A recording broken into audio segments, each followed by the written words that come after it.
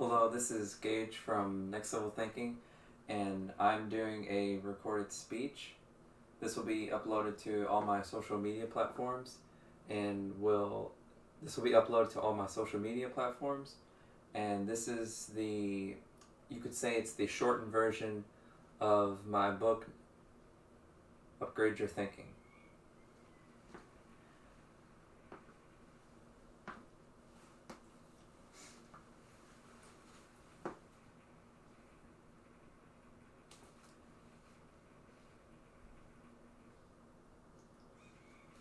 I want to thank everybody for listening and watching the video.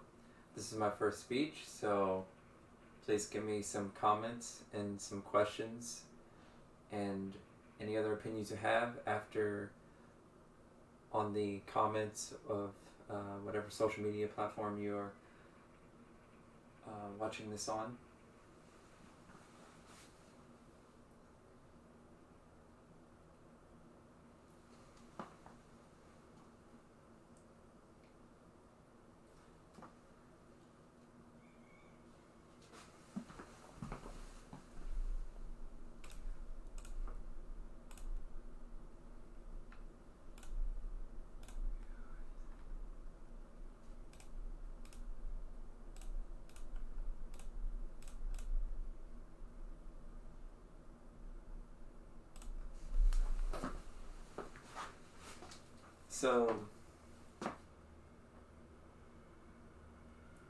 So I'm going to start with the 4 fundamental concepts that you need to understand in order to really grasp and have a stable foundation for all of the material I'm going to be going over today.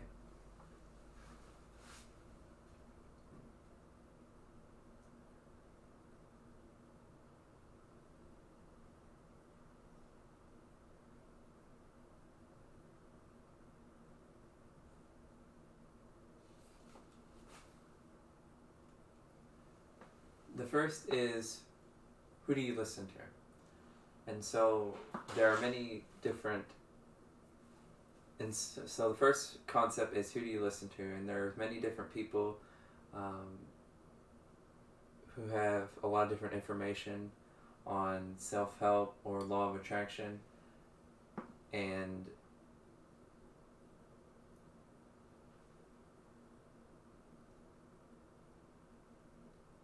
the whole point of this Upgrade Your Thinking is that I've gone through, and I've cataloged this on my website, I've gone through thousands of hours of material on law of attraction and self-help, and have applied it also in my life as well.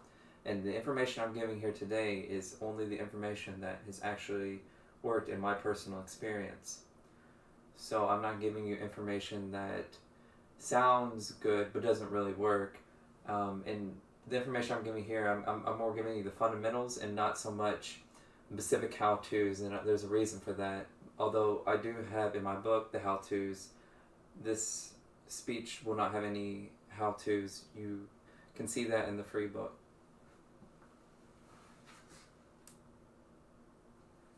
And so, but ultimately, in life, always, you ultimately listen to yourself.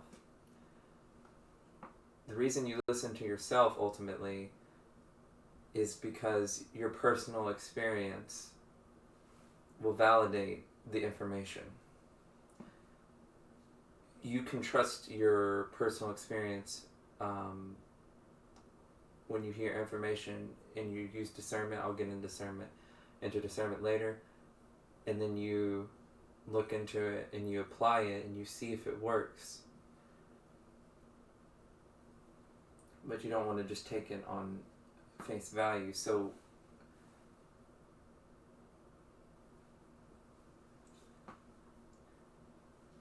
the next part of who do you listen to is, you listen to people who have the physical evidence. Now you see me here today, so there's really not, you could say, much physical evidence. However, you generally, the idea is you want to listen to people who have what you want, and preferably having the physical evidence. So if you wanted to become a good cook or a master chef, you would want to listen to a master chef. You would not want to listen to a short order cook, because then you're not really getting the best information and you're not being taught correctly. So you want to learn from the best, and that is what I've tried to do, is learn from the best and research all this information and apply it and see what works and what doesn't. And so even if you desire, you could go to all my recommended material and find out which resonates with you. There's thousands of hours of material all cataloged on my website, so you can find that on your own, and if you enjoy doing so. The next fundamental concept is the teachability index, and that is next fundamental concept is the teachability index, and that is and the first side of the teachability index is your willingness to learn. So how willing are you to learn new material such as this? Are you asking yourself throughout life in general, I don't know what I don't know? Or are you someone who thinks who knows it all? Are you someone who thinks they know it all? Are you someone who thinks that they are dumb? Well, the best place to be is, I know some things, but I also know more than anything else. I don't know what I don't know. And the proof that you don't know everything is, well, if you did, then you'd have everything you want and you would have no problems. That would be the evidence. And also you would never have troubles learning anything new, because you just know it already. And that's not a good place to be when you want to actually live a successful life and you want to live a happy and joyful life. I mean, and when I mean successful, I mean in every sense of the word. I like to use the words ultimate success. I care about people's ultimate success, not just from a monetary standpoint, but that's a part of it, of course.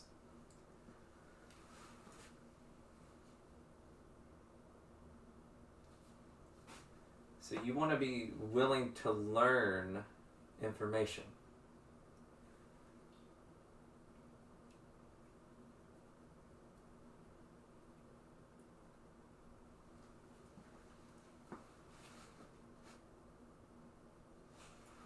So are you willing to give up time and money is the next side of the teachability index, or willingness to change. And so this is free. So you wouldn't have to give up any money, but this is often true in life. If you want to learn something, you have to pay money. I mean, that's why most college courses cost money, and you can get value from those courses. And same with self-help material, they cost money. And so there's some really good information out there, but there's a paywall, and if you're not willing to go past the paywall, you're not learning the possibly transformational material. And this was a huge blockage for me early on. I used to be stingy with my money. Being stingy with your money is actually detrimental to your success. You can still save, and that's a good idea for many people. But you never want to hoard your money. That's not a good idea. And so the next thing you got to be doing is, are you willing to give up time? So I'm not expecting you to go through thousands of hours of material like I have, but I am saying that it could be beneficial for you to at least, for example, listen to this speech and this audio, and to make sure, and to also read my book. That is the whole purpose of me going through all this material, is to assist you with the most fundamentally important concepts and information for your ultimate success. And I did that so that you would not have to. But you can, of course, go and explore information on your own, and I would recommend you do so. But I'm giving you the information that is fundamental to your success. And if you do not desire to learn any more information, that's fine. You'll still be able to have amazing success in life. That's the whole purpose of all of this speech, audio, and the book as well. The third fundamental concept is the training balance scale. So you want to focus 99% of your life on just your thoughts, basically, and your emotions. The reason you want to focus on this is because your thoughts and your emotions create your reality more so than actions or plans or action steps. That is one of the greatest myths that is perpetrated by those who do not wish to see you be ultimately successful. And what it keeps people is it keeps them basically as a worker instead of ultimately being successful in every sense of the word. And so this is one of the reasons why a lot of people, they work hard and they don't get any money. They might go to the gym and work out a ton and they don't make any gains, or they don't lose weight, and it's because they didn't focus on the motivation, the inspiration aspect of it. And that's really 99% of it. And so fundamentally that is more important to focus on, and it doesn't mean that actions don't matter. It just means you always want to do actions with a joyful pleasure or with motivation and inspiration. Never just out of doing it grudgingly or doing it because you're obligated or because you're forced to. That is not the ideal way of doing so.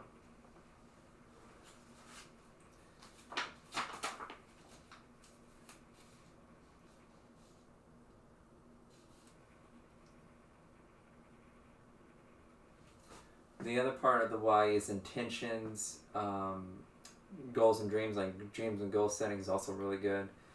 Gets you thinking on a right track. Gets you thinking about what you want, which it can help bring it into your life, which I'll go on to explain that later, but it's very important. I don't think anyone would deny that dream and goal setting is important. That is, I know that for certain.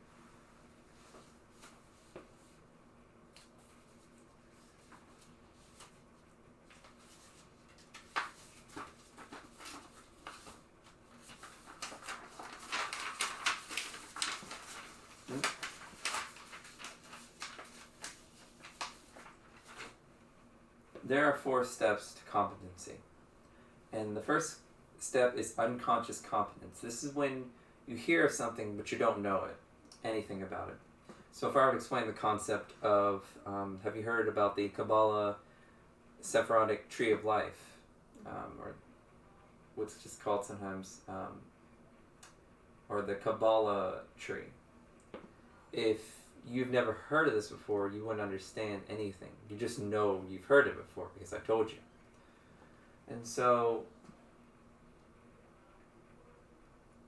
what if I told you on the first tree is about Malkuth and it's about the physical world?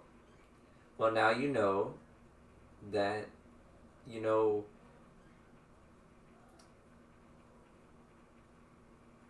a little bit more, and you know.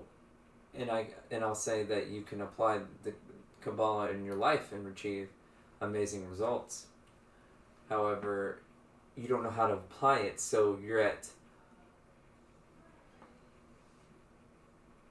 conscious incompetence because you don't know how to apply it. You don't even have a clue what does that even mean. And conscious competence would be, you know that you know and you know how to apply it, but you have to think about applying it. So it's like the first time you were tying your shoelace, you had to think about, how do I tie my shoes, and I'm going over here making this knot, and I'm moving these strings around. But now you don't even have to think about it, just automatic, you just do it. So that's that would be unconscious competence. That would be unconscious competence if you could just tie the shoelace without thinking about it. But if you have to think about it, that's unconscious competence.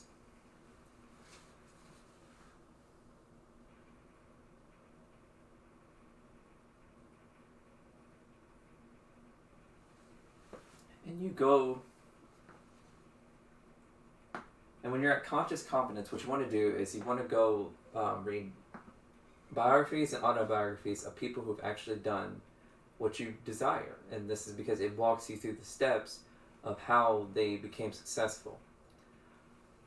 And you do not want to listen to or read fictional books. There's a couple of great ones out there, but most of them, like the Celestine Prophecy, they don't really teach you the real success principles. And then you're reading this book, and you're actually, in your imagination, you're training your brain for failure. Because a lot of those concepts in those books, they don't actually have a real world application. And so you want stuff that actually works.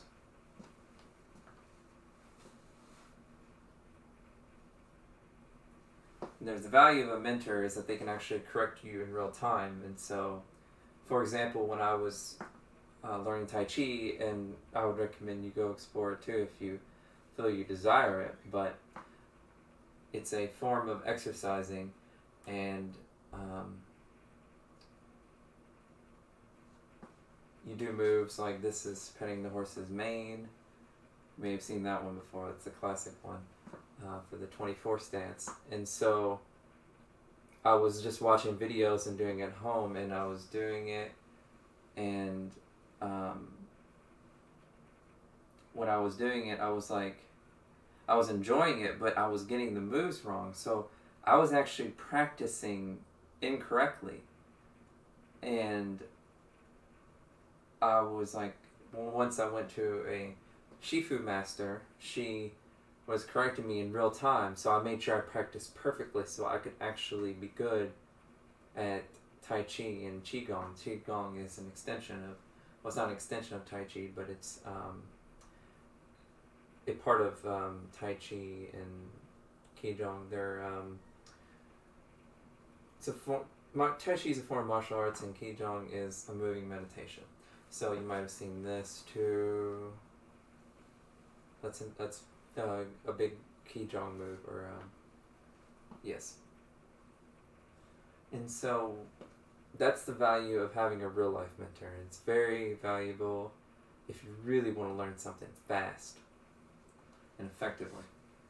Make sure, and when you want to make sure that the person you're learning from is an actual master, or the best, at least that you could physically get in contact with.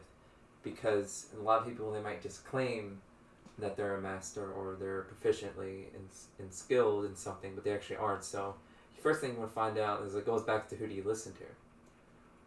You want to make sure you listen to people who actually have what you want.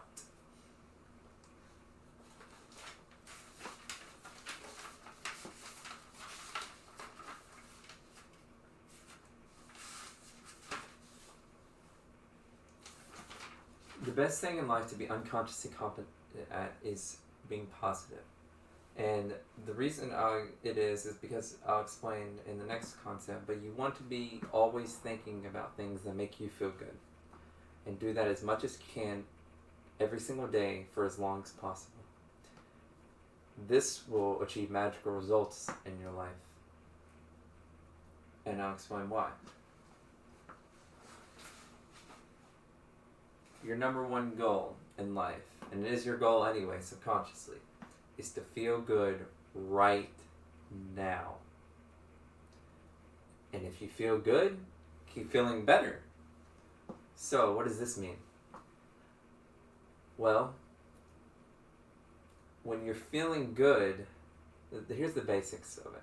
When you're feeling good, only good things can happen to you if it's dominant thoughts. If you have a dominant thought patterns of feeling good, only good things can happen to you. And I'll explain why later. But basically the way it works is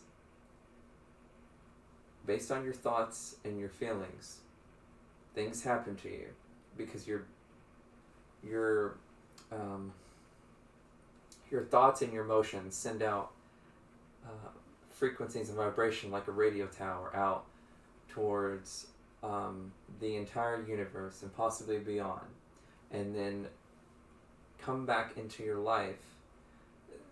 Your thoughts are things, and they influence physical matter in other brains, and it comes back to you. And this might sound like a really far out concept, and for many it is hard for them to understand, but when you understand this and you apply it, you'll understand what I'm saying. But you have to have faith in it first, because most people aren't taught this information, or they have a low teachability index. That's why you go back to, are you willing to learn? Are you willing to learn some concepts that may contradict what you've been told, which is really important, because many people are taught this, but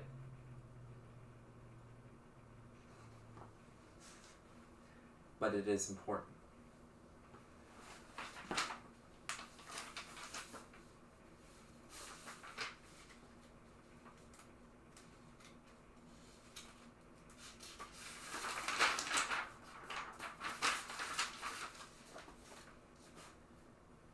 Having a positive self-esteem is very important for success, and also attracting things in your life and creating a magical, wonderful life. So this is explained a lot in Maxwell Maltz's book, Psycho-Cybernetics. And this is a great book. I recommend it. It's on the recommended materials list on my website. And so you want to have an image of yourself of being able to do absolutely anything and just being basically a magician. You want to think of yourself as an all-powerful being.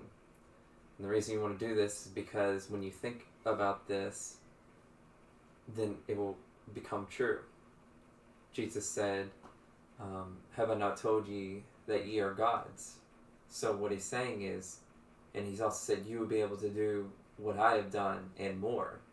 And then also the Bible says, so this is for Christian people,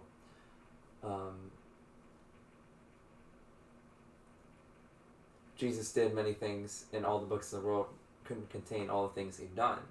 So when you think about it that way, what he's basically saying, what Jesus is saying is, if you sum it up, is that you can do anything if you believe you can. And so when you understand this and you apply it, you'll see what I mean. You really can do anything. And it's magical how it all works, how faith and self-esteem works. So if you believe you can, you can. I mean, even Henry Ford said that for those who are non-religious or maybe come from a more business background. He said it too. So it's not just a religious figure who said that.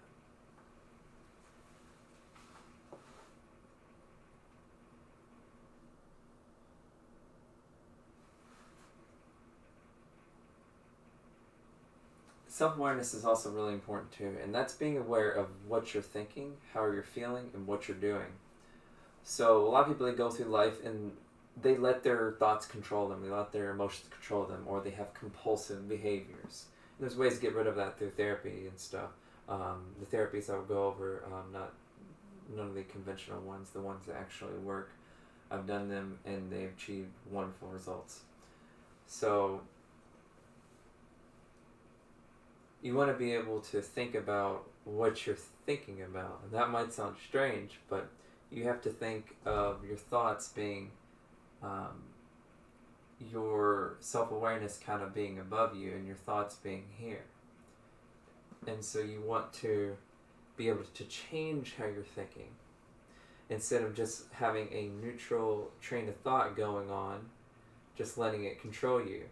You want to think about what you're thinking about so you can move that train however you wish with your intention.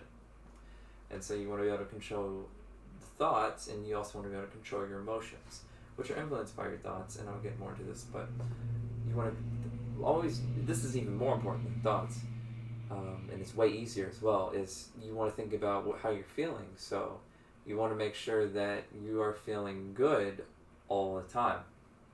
So be aware, and even set reminders. This is really important, how you feel. So you will always want to be feeling good. And then you also want to be aware of what you're doing, because what you're doing can influence your thoughts and your emotions, and your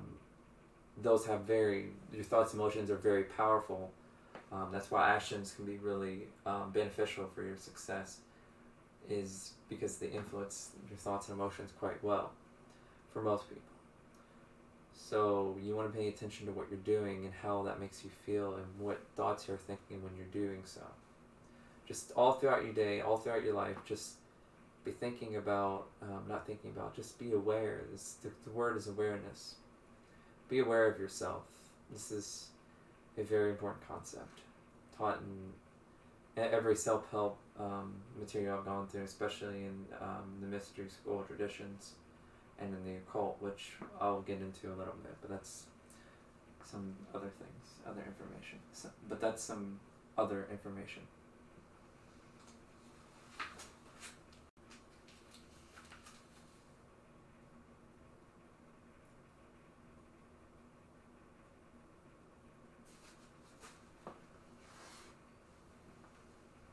So a positive attitude is necessary for success, and for a positive attitude, I mean thinking about what you want. That's really all there is to it. Just think about feeling good all the time, and you want to have good self-esteem. You want to be thinking about what you want all the time. That's really all there is to having a positive attitude. And this is another really important concept. When the attitude is right, the facts don't count.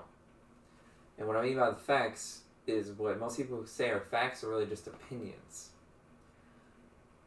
And this is important to get accurate information. You actually get the actual facts. But what most people say are really just opinions. They just claim that they're facts, but they aren't really facts. And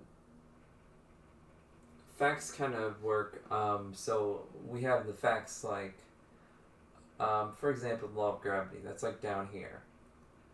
And, law of gravity is a fact. However, there's a higher fact that overpowers it, supersedes it. And that's the law of lift allows the law of gravity to be overpowered. This is why birds can fly and airplanes can fly, is they can overpower the force of gravity. And so in life, you have some fact down here, such as, I can't get a job because I'm sick all the time or something. Well, that is a fact. You are sick all the time and you can't get a job. That's a fact. You know this. However, when you're thinking about what you want and you have a positive self-esteem, a good attitude, you will start to change. And then eventually, you'll feel better and you won't feel as sick. And then you'll get the job. So, it's like magic. And it changes you. But people say, well, right now I'm sick and I can't get a job. Well, you're not changing your thoughts to be positive and having a positive attitude. That's what you need to do. You don't want to let your reality control you. You want to control reality. And I don't mean the word control like a dictator or someone with obsessive compulsive disorder, like, or have to control everything. It's more, you create your reality. You want to create your reality instead of letting reality control you. That's a better word.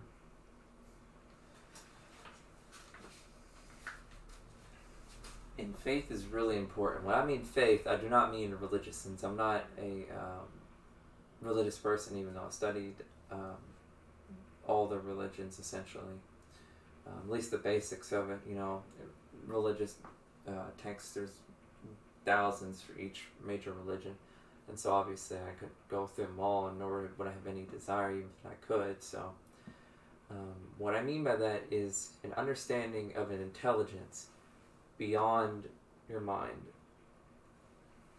So if you understand that there's an intelligence beyond our mind, and it created all the physical universe, and it can work, it can work magic in your life.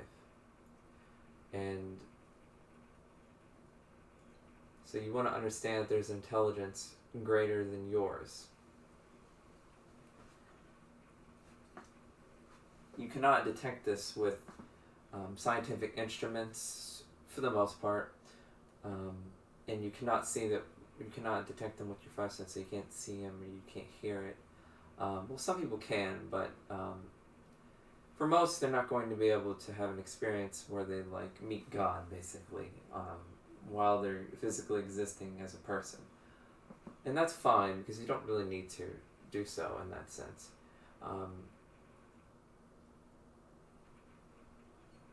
But it's the understanding of God and of a higher intelligence than man is an inner work and an exploration.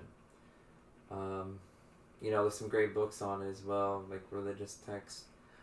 Quantum physics books are also great. That mix self-help and quantum physics are also great. The occult teachings, like Kabbalah, are also great for understanding this. And understanding physics and psychology can also help with it. The more advanced physics and psychology can help understand this as well. When you start understanding how ordered the universe is, and how in the world could all this be random, that's what we're told. But it's so organized, nature is so organized, how could it be possible? It's not possible. Some other higher intelligence than man must have created all this. And the laws of the universe as well, such as the law of attraction.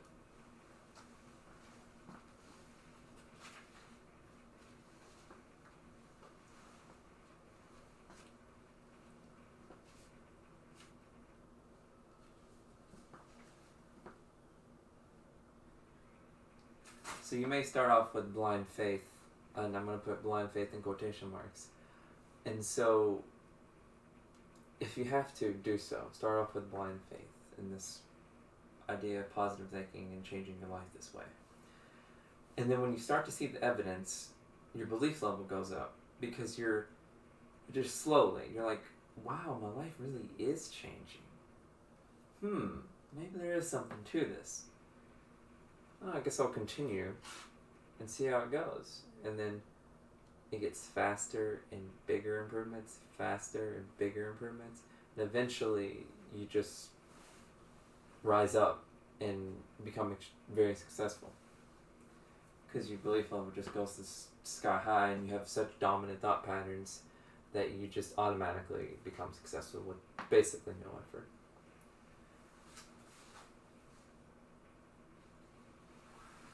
And the reason it works is because you have faith, and you see the evidence, and then when you see the evidence, you have more faith. And so when you have more faith, you have more evidence. And it's a cycle that keeps going, and it just gets faster and faster and faster and faster and bigger and better, and it just achieves wonderful, magical results.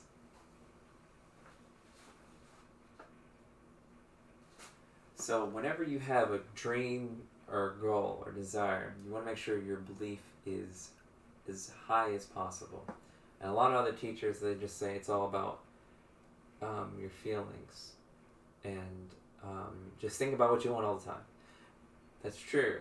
It's part of it, but you need to believe it first. And Jesus even said this. Feel as if you have it, and believe it. And Jesus said, all things are possible for those who believe. And so you need to believe that you can actually have this, whatever you want. And so that's more fundamental than your emotions, is believing that you can have it, what you want.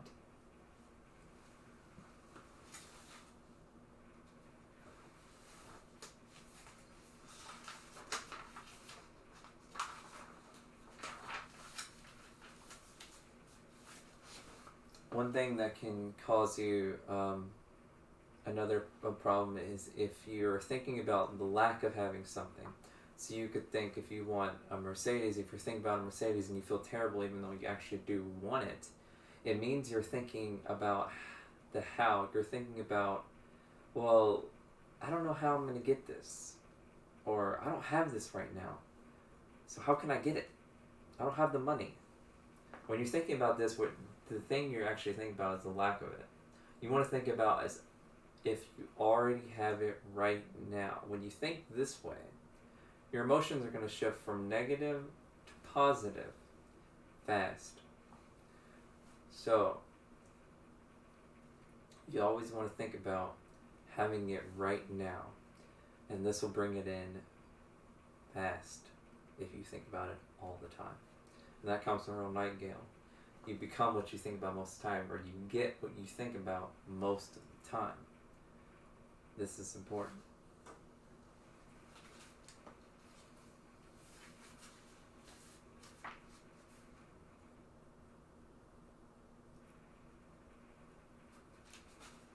And successful people always do the right things long enough consistently. The main and most important right thing is to think about what you want all the time so you can get to unconscious competence. But it's also like, if you start a project, you want to actually keep doing it and keep doing it right until it's finished. And even if you're not seeing the results as you move forward, you want to make sure you keep going. It's you won't see the results until the time is right, and you just have to have faith the whole time. Faith and persistence works. They work pretty much hand to hand. I call them like brothers and sisters. So, an example is like if you're pumping for water, and you're pumping it, you're not going to get water until a certain point, and then you'll see it come out the spout. But until then, you're like, if you pump it once, you're like, well, where's the water? I put it in the work. Well, you need to keep pumping the water. You're pumping it. You just have to have faith. You keep pumping and pump, and then at the right time, and you can't let go either. You got to keep going with it. You got to keep on things, because you got to make it more dominant. Those thought patterns more dominant. Those actions, you got to keep doing them, and as persistently as possible. And so it's kind of like people who start a project and they stop. Start a project, then they stop. This is not how you're going to get the water out of the spout. You want to keep going with it. Keep going. And then you'll see the results. And they'll just be wonderful. And then once that spout keeps going out, once the water's going out, it only takes a few taps.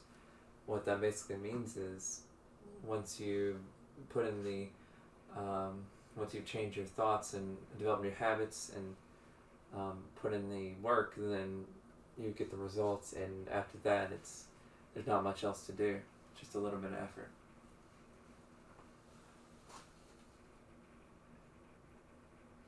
But ultimately, the journey is the reward, and that means that as long as you're having a good time while pumping that pump, you're good. And it's really not about having all the money in the world and stuff. It's about the journey there. Because if you are so concerned about the results and you aren't happy on the way there, then when you get the results, you'll think the same way. You'll say, well, now I want this more. And you're not happy now because you're not enjoying the journey. You always want to be enjoying the journey, because it's all about the journey. There's never a time in your life where it's going to be like, this is it, I'm done. And if you are, there's going to be a problem. You're going to start to decay. you always are growing, and you always are on a journey in life, even possibly, probably after death. So, um, you always are growing, and you're always on a journey. So just enjoy the journey. You can control that journey to go wherever you want or however you want to go there. So you don't want to be that person who it's just never enough. It is enough right now. It's about being content and grateful right now and enjoying the ride on the way there. So like once you finish a goal, you want to set a new one, because if you're not growing in life, you're dying. Because you're going backwards.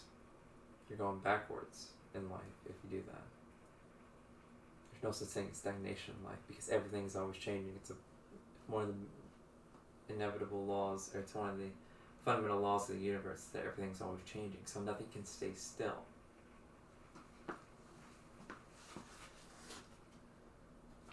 And so perception is also important. So you want to look at the good things in life, and you want to see all things in life as good.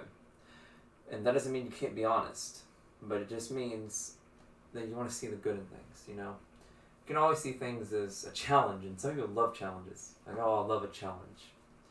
Or, oh, this is a wonderful opportunity, or, well, this is an interesting situation. And these sort of lines of thoughts are getting your thinking about good things and positiveness, which can attract wonderful things to your life. Because in life, you get what you focus on. And focus is another important thing, but if you're thinking about goodness all the time, you're going to get goodness into your life. So that's why it's important.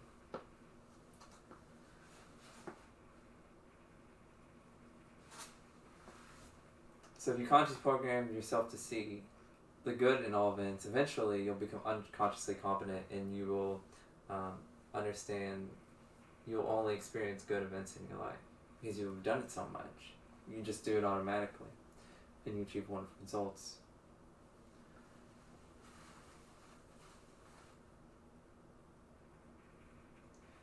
Now, you'll hear a lot of people in the New Age movement. I'm not one of those people.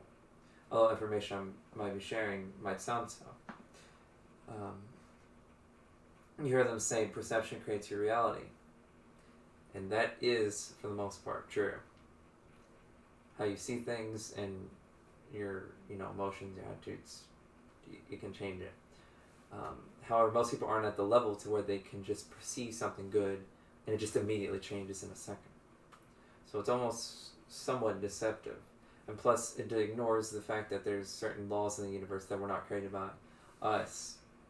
That it also ignores the universal law, which cannot be changed, such as the law of attraction. Well, most of them are aware of that, but also the law of change. Things are always changing. Law of attraction, like attracts like, that's the law of attraction. Natural law, which is the law of karma. Your actions have consequences. That's a big one. I go into that one later.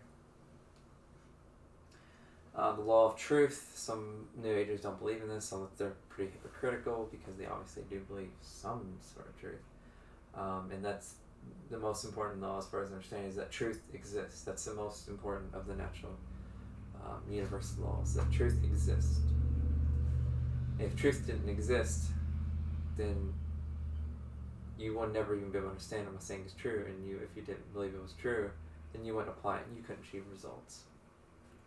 And so that wouldn't be ideal.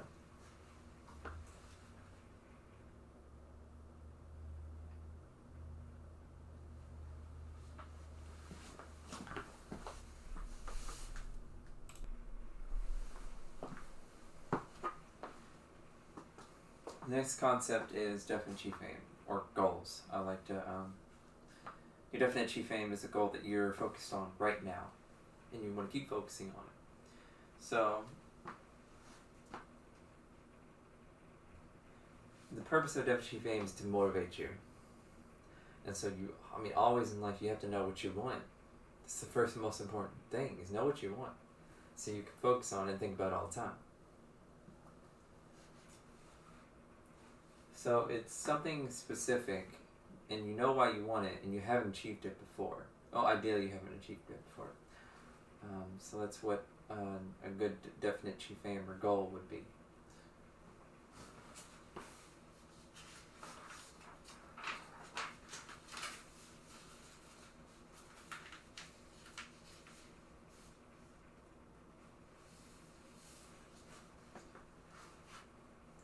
There's also a magic, I call it a magical formula, it's not really magical. Although it can seem like that when you're applying it, is the first thing you want to do is know what you want in life. So define what you want specifically. And when I mean specifically, I mean you want to think about how do you want to feel is the best one to do, because there's no doubt, like, you know, you can feel happy. You felt happy before. It's not a specific thing like I want to drive, I want to own a Lamborghini. That's some people, a lot of people don't believe they really can do that, so they could never attract that into life. But feeling happy or feeling really happy, a lot of people could believe that, and so that's why it's really all about the feeling. It's not about the object; it's about how that object makes you feel. That's why people want things, because how's it going to make you feel? Well, they want to be in a romantic relationship because they're going to feel good. It's not because of the relationship so much. So you want to feel like you've already have it all the time as much as possible. That's the second. The third is you patiently wait until it comes into your life.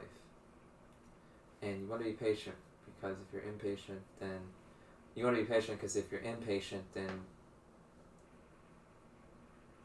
you're basically doubting it.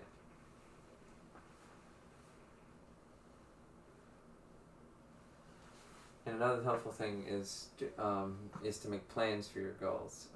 So you want to set a plan, but you don't absolutely need a plan, because you don't have to really know how you're going to achieve what you want. It's just plans can help a lot of people. So you don't want to wait for the right circumstance, because there are no perfect plans.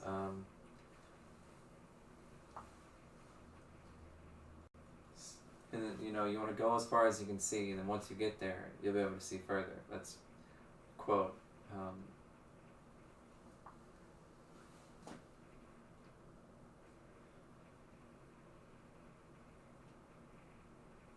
It's good to have alternative plans, and you want to go, you want to have ideally, preferably, short-term plans, more so than long-term, because long-term, the circumstances change, and you always have to be changing plans, and the circumstances changes, and circumstances are more likely to change if it's longer in the future. So it's fine to have long-term plans. Just make sure they're more flexible. The longer the plan is out in the future, you want to be more flexible with it.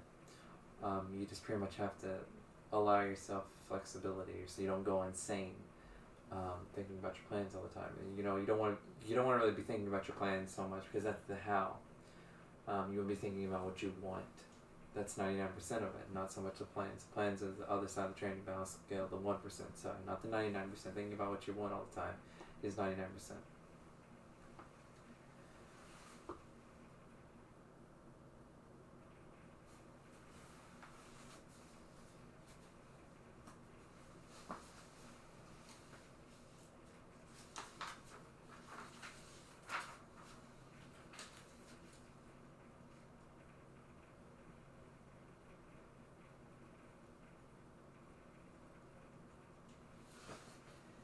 And then in life, you also want to not just have all these small goals and then define them and then achieve them, and that's great.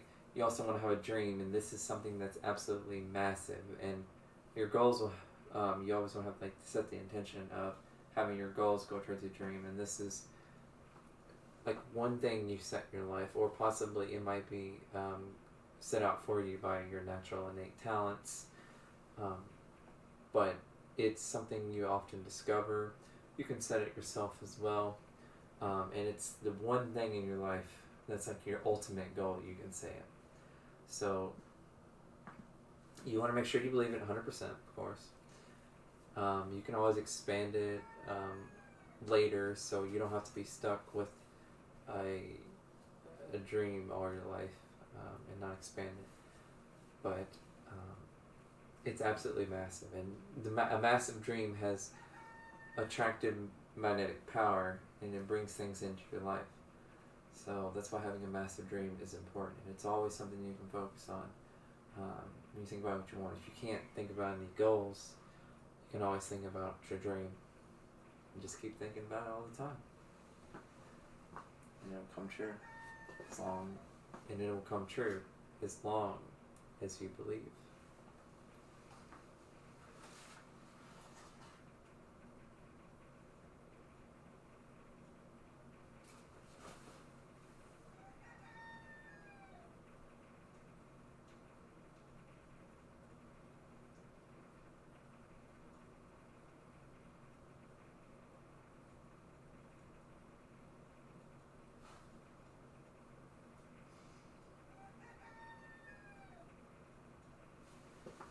So you want to have present moment awareness, and that's just being aware of what you're going on instead of thinking about the past or the future, thinking about what's already happened or what you're going to do or what might happen.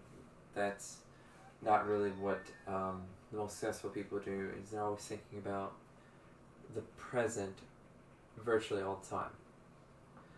They might think of plans for the future. They might go through their memories and for the purposes of oh wow, this is a great memory just every once in a while, or wow, look how many wonderful things I achieved, or they might talk about some things that happened in the past occasionally. They're always the present, right now. Because that is where all the power is. And whenever you're thinking about the past, you're thinking about it in your head right now. Whenever you're thinking about the future, you're thinking about it in your head right now. So the only thing that actually really exists is right now. So what are you doing right now? What are you thinking right now? How are you feeling right now? That's what's important. And so you want to be aware of also your surroundings and your environment.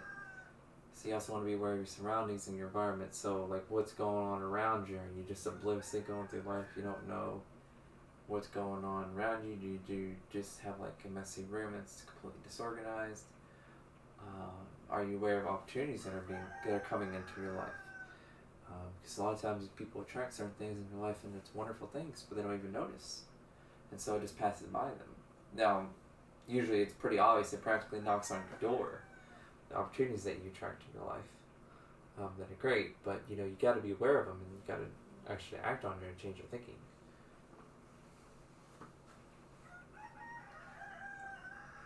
And a lot of people, they let their past define you, but all the power in the world is in right now, and you can change your life in any way. If I let my past define me, I wouldn't be recording this video. I wouldn't have my website. I probably would have been too anxious or too lazy to even make this article based on my past. If I were to act and think of my past, I wouldn't have been able to be where I am now.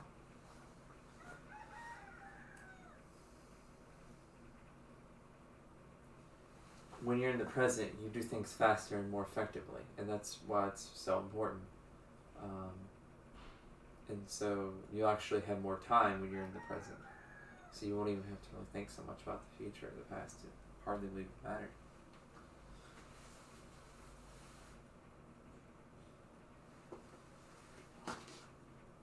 And the next section is divine communication.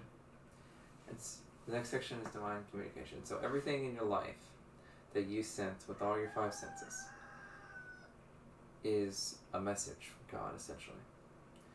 And also your emotions, your thoughts are also messages as well, in a sense.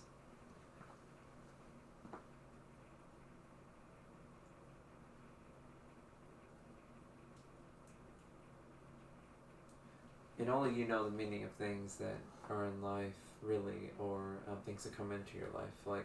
What does that mean? Symbolically, you can think of things symbolically. If you see someone on the side of the road, what does that mean? You can always ask them, what does this mean? And you'll receive an answer when you ask this question. and that answer will come from yourself, and you'll understand the meaning of what certain events that are going on. And so basically you become your own prophet or psychic in a way, which is what it's all about. It's not about going to all these people and listening to all these prophets or psychics. So you can do that yourself, and when you do it yourself, it's much more true. You can't really always trust them because, well, that may be true for them, but is it true for you? I'm not talking about universal truths here, like natural law. I'm saying that you have to listen to yourself ultimately. It goes back to who do you listen to? You ultimately listen to yourself.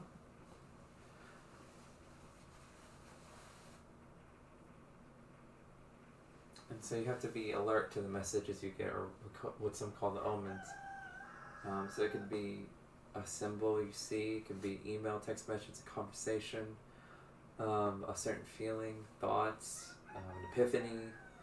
There's an infinite number of ways that the divine can communicate to you.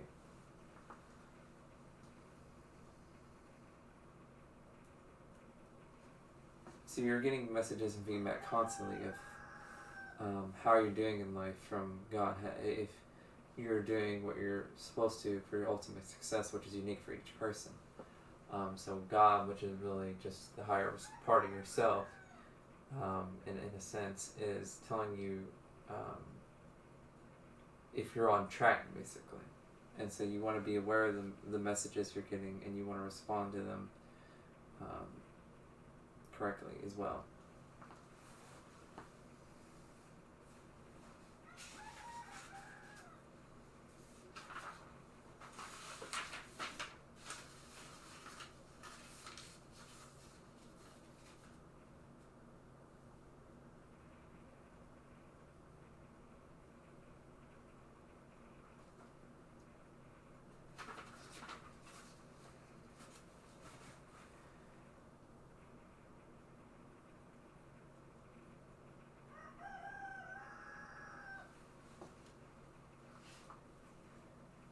You can also be, one of the ways to get you what you want faster is to be grateful for what you want. You don't have to be just grateful for what you have now. You can be grateful for something you want in the future, and it brings it in closer to you, so you can have it faster. And you want to be grateful and content, but you always want to be growing at the same time. So basically you want to be grateful for what you have now, and grateful for what you're going to get, and keep growing in life. So it's kind of like a balance, and you'll discover the balance. But just be grateful all the time for everything. Is whatever makes you feel the best, when the most gratitude is what you should be thinking about in that moment. So just keep being grateful all the time, and it really does achieve wonderful results.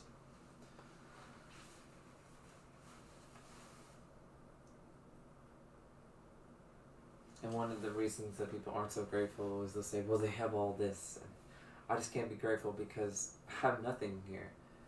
But you have something. There's nobody who has nothing. There's always someone in life that has it worse than you do. You always have something to be grateful for. So if you can just focus on that one thing and just find it, and just keep being grateful for it, more things will come into your life to be grateful for, and then it'll just get easier and easier and easier. So you'll become unconsciously competent. A lot of people, they're just starting out in this whole grateful thing. And so just be grateful. You just want to be grateful all the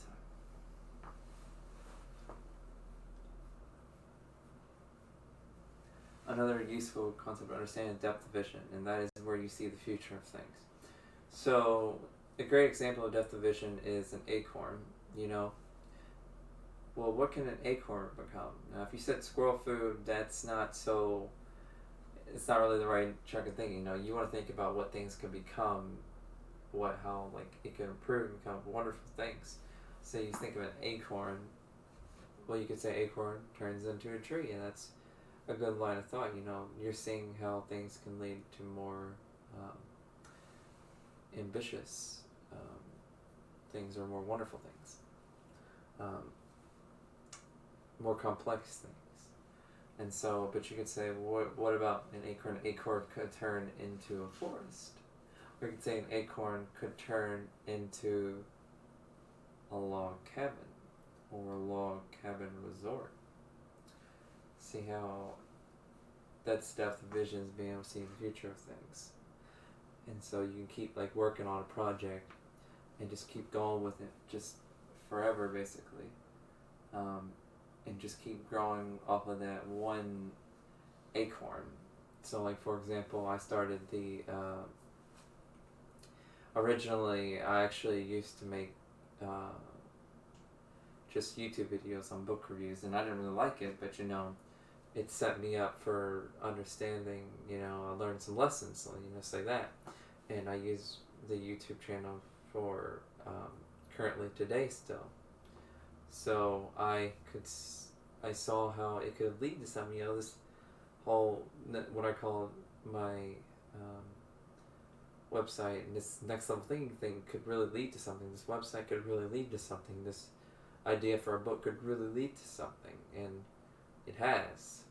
So that's depth of vision, and I see also in the future now what it could lead to. It could lead to anything. It could lead to improvement of all of mankind. It could lead to something wonderful like that, and it will. And you'll see that in the future. It's going to be interesting what happens.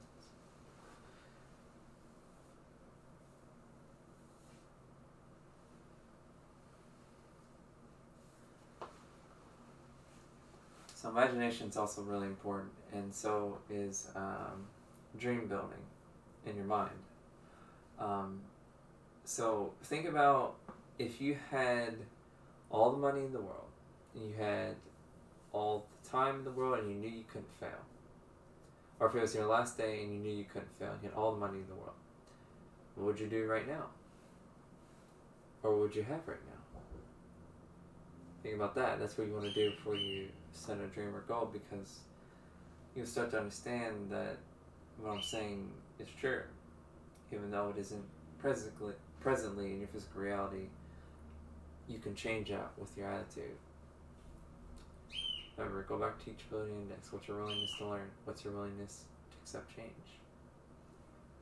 We're going to learn some things that are a little far out there, but actually achieve results. You got to think about how the way you've been doing things has it achieved results for you. Just a question. Maybe you should try something new. Maybe you'll get better results.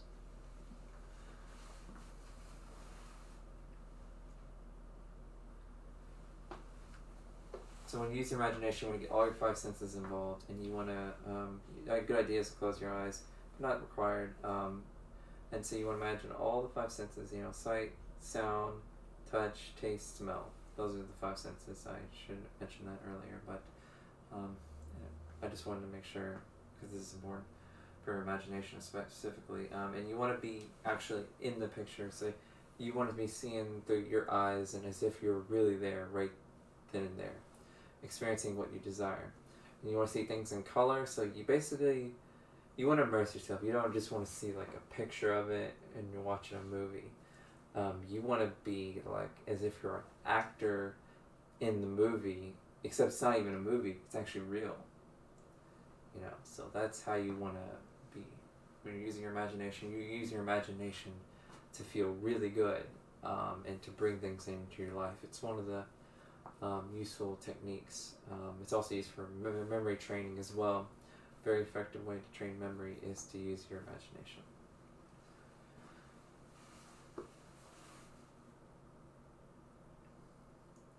Another important concept is gut feeling. So it can sometimes be felt here in your navel, and so ultimately you want to listen to your gut over your mind.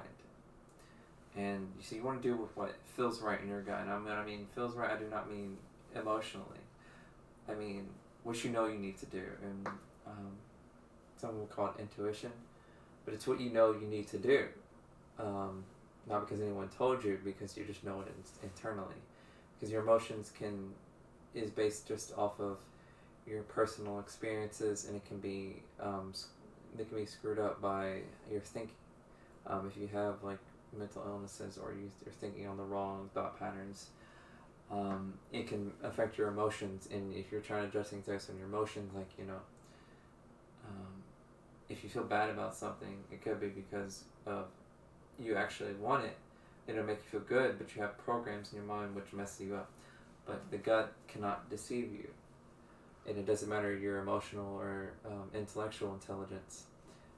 Because gut intelligence is universal, so you always want to listen to your gut, just like it's what you need to do. It's kind of it might sound a little mystical of a concept, but you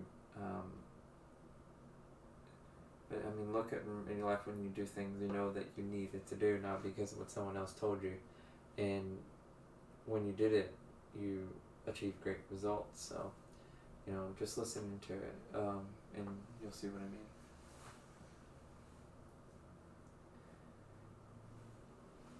So sometimes you might feel hesitations when doing something. So if you're feeling hesitation, you want to check yourself. Is this coming from my gut, or my emotions, or my mind?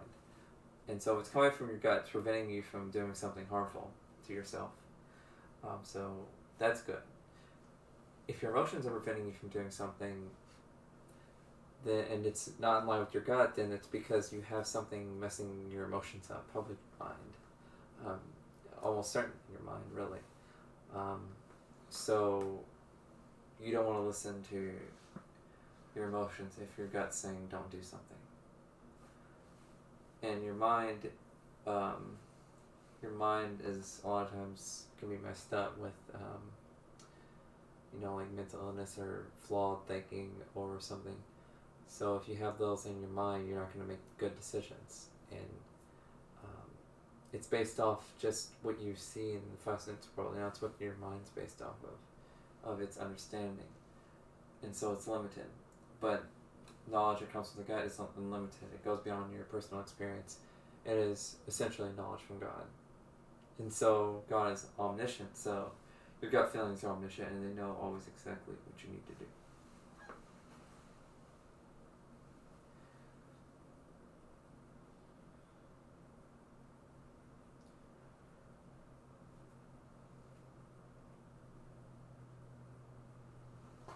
Another thing people do is another important concept is focus, and so you always want to be focusing on what you want.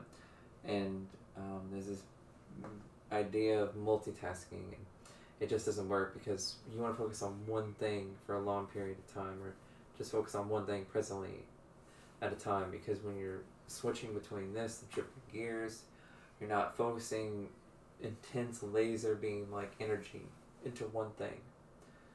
You're dissipating it, so you're not getting the strong focused energy onto one thing, and that's what is necessary for success.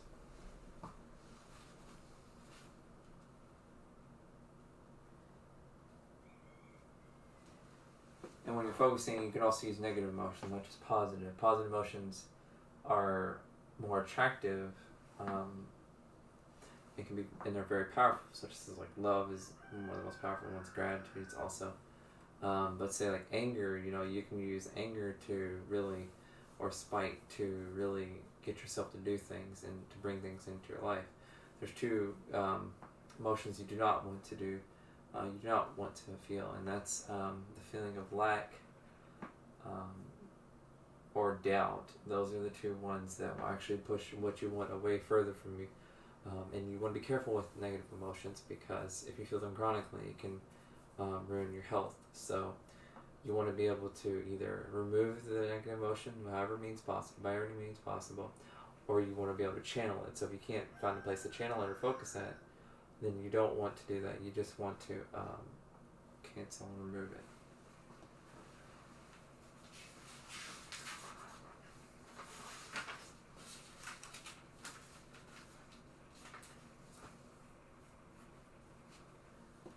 So, a lot of big part of success is decision making, and it's a good idea to know, like, well, is this a good decision or not? You'll know that usually, especially if you ask your gut, of course you'll know. But it's not so much the decisions you make, but you make your decisions good. And this is because with positive thinking, law of attraction, and the right attitude, and the law of attraction superseding your decisions down here in the physical world, you can just make any of your decisions good. They just work out somehow. So you saying you never fail? Yes, you never fail. Because you're always thinking positively and you're always getting positive results. So you can't fail. And even if you did fail, and put in that quotation marks, you learned a lesson. And now you know exactly what you don't want. So you can focus now more on what you do want. Because when you're experiencing what you really don't want, you now can really think about what you want. You think, I really don't want this now. So I can really think about what I want now.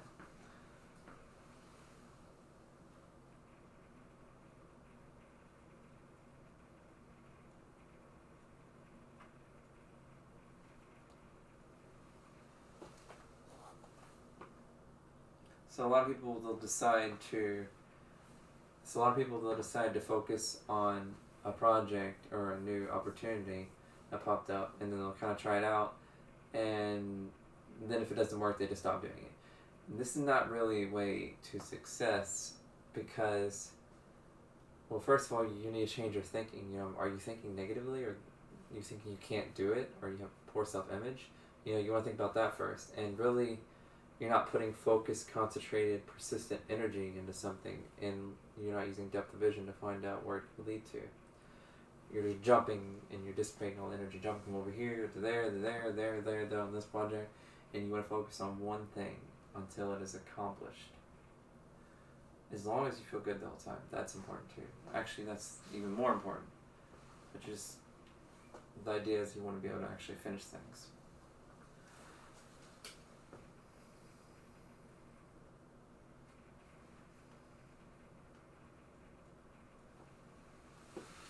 So when you have a decision, there's three kinds of decisions, basically.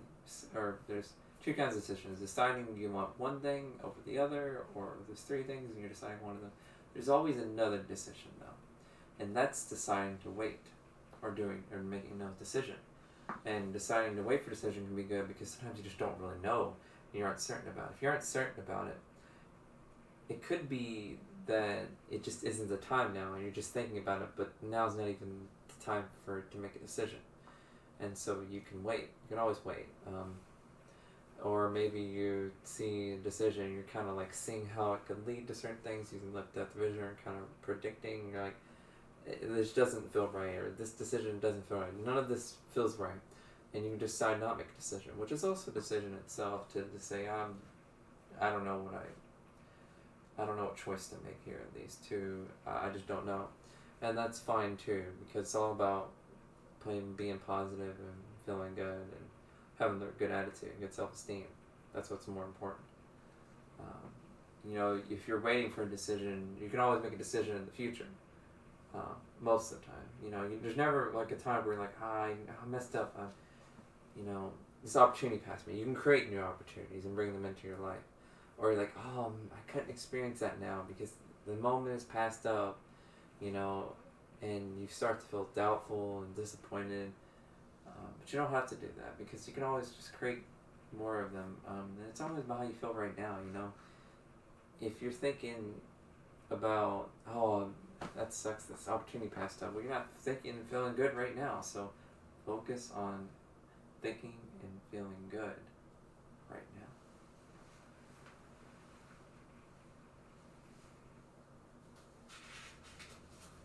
So another concept I want to talk about is delayed gratification, and that's focusing on long-term pleasure instead of short-term pleasure.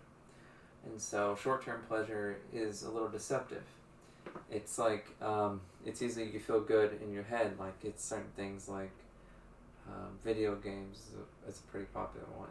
It feels really good here, and it's like really fun in the short term. But in the long term, it's not as good as if you were actually doing something productive or meaningful in your life, or achieving your real life purpose. Something deep down in your heart. That's where the real passion, pleasure comes from. Is deep down in your heart, not like chemicals, drug feeling in your head. So you want to focus on stuff that really feels deep down in your heart, makes you feel happy.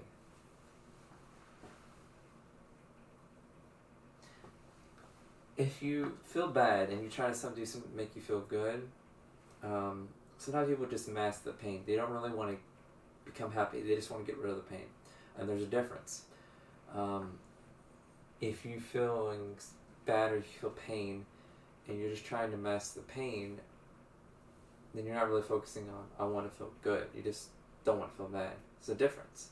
You want to feel good. That's a higher goal, and it's going to make you feel better. When you just want to get rid of the pain, you're not really thinking ultimately about what you want.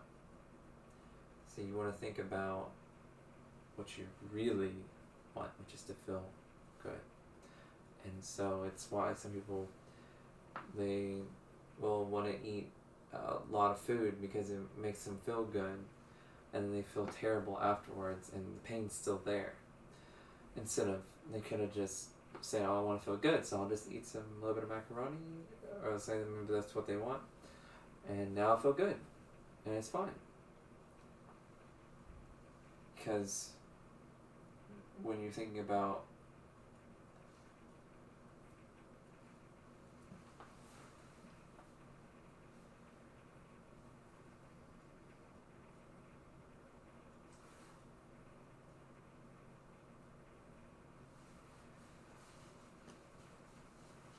next thing I want to talk about is habits. So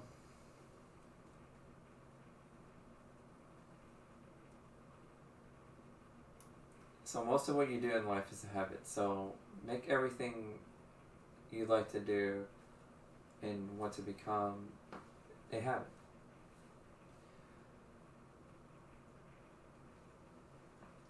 And when you break a habit, this is important too, such as like you want to break an addiction. You can do that, but if you break a habit and you stop doing it, there's a void, and this void is, you're just going to be filled up with the bad habit again. So when you take out the bad habit from your life, from the void of your life, same thing, then you want to fill that void up with a new good habit. And this is always for, if you break a habit, you want to fill something up, because there's no just emptiness in your life, just complete emptiness. There's always something that's got to be put in there, and you want to consciously put something good in there.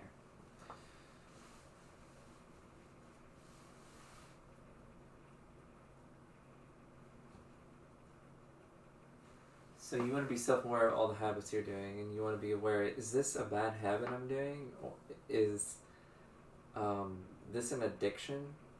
Or am I enjoying it? You know, you have to ask yourself this, because you can't say, you know, someone who might, say, play video games, they might just enjoy playing video games for however amount of time, maybe 4 hours a day. But for another person, when they're playing that 4 hours, it's a bad habit. They don't even want to play games, but they're so used to it that they just do it all the time, and they just feel like compelled to, and they can't break the habit. So you have to ask yourself, is something a bad habit or not? And only you can answer that, not someone else.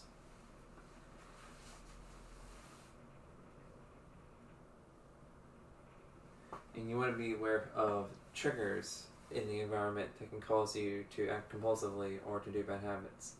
So, like if you're, some people have social media addiction. So, you know, you want to ask, well, is this, you know, they could see the color blue and it makes them think Facebook, and then they get on Facebook. So, I mean, that's maybe a hard one to avoid, but, you know, you want to remove triggers, or kind of block them off in any way possible. And also Dianetics can help with that too. Really, it's helped me with, it's a form of therapy, and it's really helped me with dealing with compulsive behavior and that sort of thing.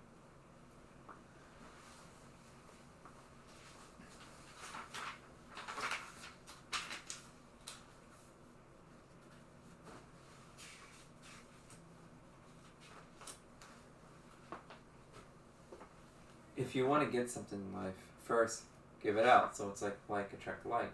You know, if you want to be happy, give out happiness to others. You know, show happiness to animals and plants. You know, that sort of thing. radiate happiness to receive happiness. So in life, you don't want to just be a go-getter, you want to be a go-giver. If you are a go-giver, you will be a go-getter. It goes around. It goes around, comes around. That's what it's kind of like.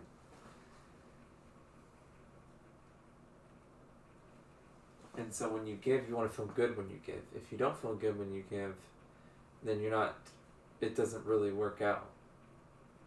And, it's like God loves a cheerful giver. That's a common saying. And that's true, you will receive more if you're doing it cheerfully.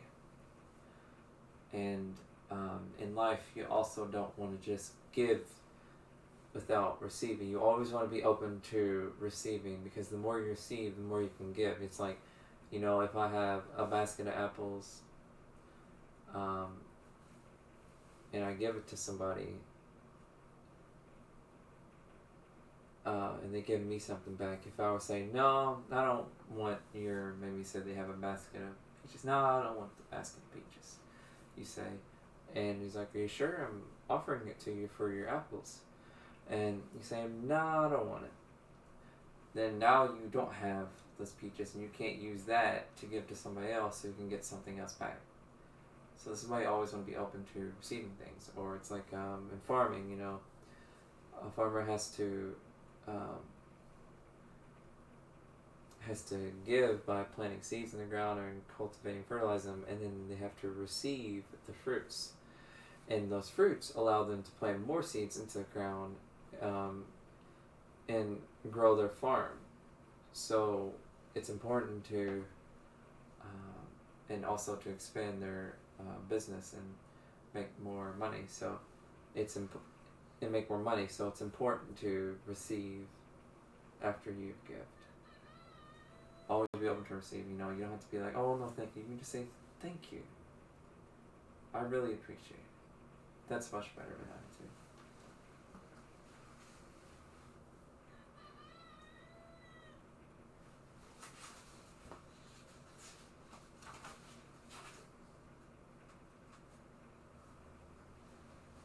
And sometimes you have to let go of old ideas and old things you believe. This is part of taking things out and bringing in the new. Sometimes you have to get rid of things that are going on in your head, and old thought patterns and old beliefs.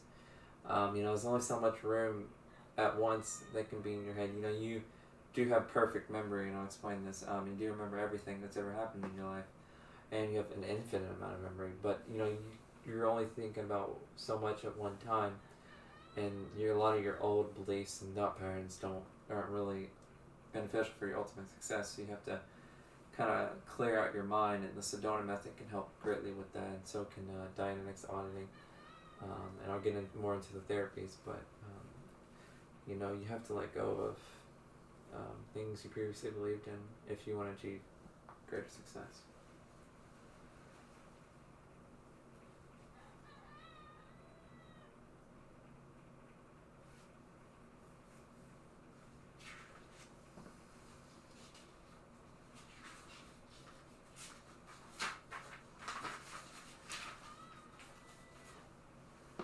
So in life, it's important to know to clear out your blockages. So you want to have a stable foundation where you say, so you want to rise to the top, and then your weaknesses, you have such a strong building but the weak foundation, so you just come crashing down. So you want to focus on your foundation, and this is by learning, of course, information and developing good thought patterns, dominant thought patterns. You want to clear out your weaknesses doing therapies, because a lot of people, I'm just frankly being honest, they have problems that are holding them back from their success, and they need to clear it out. And doing it with a professional, it goes back to what's your willingness to change, or your willingness to spend time and money to help your life. And that's the value of therapies and getting good therapies. And I'll explain some of the good therapies. But it's really important so you have a stable foundation that's strong, so you can skyrocket up to success. And so the therapies are, and I'll tell you the best ones. Dr. Mortar's best treatment, craniosacral therapy, Reiki, DNA life activation, emotional cord cutting, and Dynex. these are all the therapies I've done that have worked in my life, worked wonderful. There's many different therapies out there, of course, and people achieve wonderful results from them.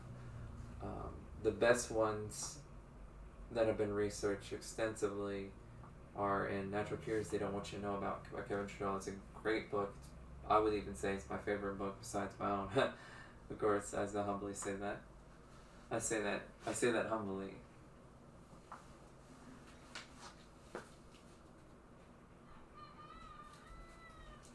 So you want to know your strengths and weaknesses, and this requires self-awareness and honesty. A lot of people they don't want to be honest with themselves, or they don't want to talk about their weaknesses, or they want to say, "Oh, what do you mean I'm perfect?" And like a delusional way, like, "Oh, what do you mean I'm perfect? I don't have any weaknesses. That's preposterous." If you didn't have any weaknesses, well, first of all, and you'd achieve amazing results. And if you haven't achieved those results in your life, then you certainly have some weaknesses.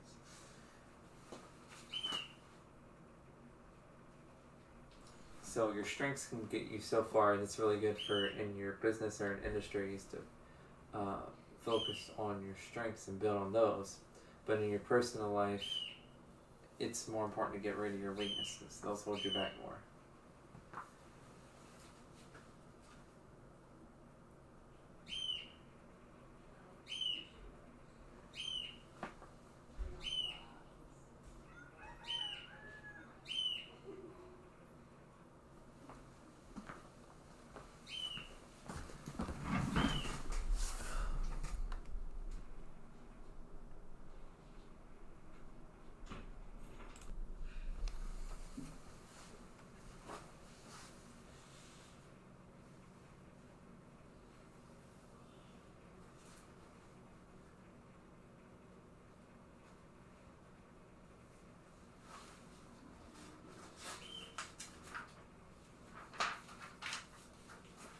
So one of the first things in life that prevent you from being ultimately successful is programs.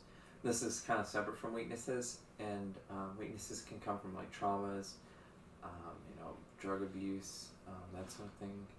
But this I'm talking about programs, and this is what you hear from other people. Your personal experiences with things. Like I said, traumas actually can be programs if you understand Dianetics and read that book. That is a big part of it. So it also comes from people that are in authority or that we believe to be in authority. People who think they're better than us or teachers. They can program us with certain things, and that can mess us up as well if we believe that what they're saying is true just on face value. Another big one is the media, so this can be TV, even music, video games, movies. They have certain programs that can be placed into our mind, and those mediums can put programs into your mind which can destroy our ultimate success. It can also help our ultimate success, but most of the mainstream information and media out there is detrimental to your success. So I would just avoid it all entirely.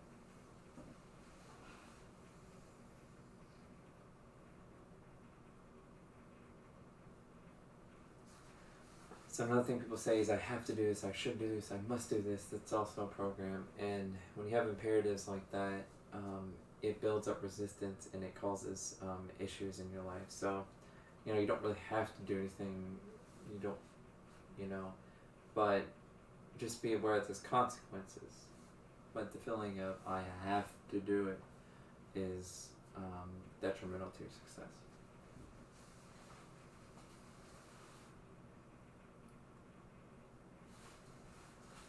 There's a couple of ways you can overpower your programs, and that is one of them is focusing on your dreams. And so if you focus so much on your dreams, the programs their power just weakens. Establishing new thought patterns, part of thinking and focusing on what you want as much as possible. Educating yourself with empowering information is also a way to get rid of your programs or to rise above them. Giving and receiving recognition. can help. Forming and joining a mastermind group and associating them with on a regular basis also is actually probably the most powerful form, and that's why a lot of people, successful people, they're part of certain organizations, secret societies, and like country clubs and that sort of thing, because they know the power of being with a group of people that is empowering them. Doing the right things long enough consistently is also important, and being healthy, which I'll explain later. How to be healthy, but one of the biggest ways to be healthy is to just be a positive person. That's actually the most important.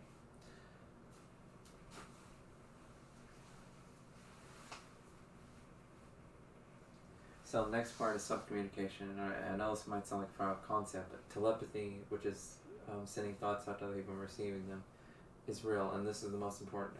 Also, you do that with your emotions too. So the key to being a good communicator is to just be positive. That's the magic of it. And send out love to people and think good of people, and that's what you'll get back, and you'll just be wonderful communication. That's what I do. I don't read all these books on communication, and I'm a good communicator, and I wasn't always that way before I wasn't positive. I'm trying to apply all these techniques with communication, and reading like Dale Carnegie, and that way he's got some great material. Don't get me wrong, he's absolutely phenomenal material, but when you're applying that and you don't have a positive attitude, it just doesn't work, because you're focusing only on the strategies and technique, which is 1% of the training balance, and also on 99%, which will achieve the most amazing results in your life. And so one of the best ways to be a good communicator is to just love other people.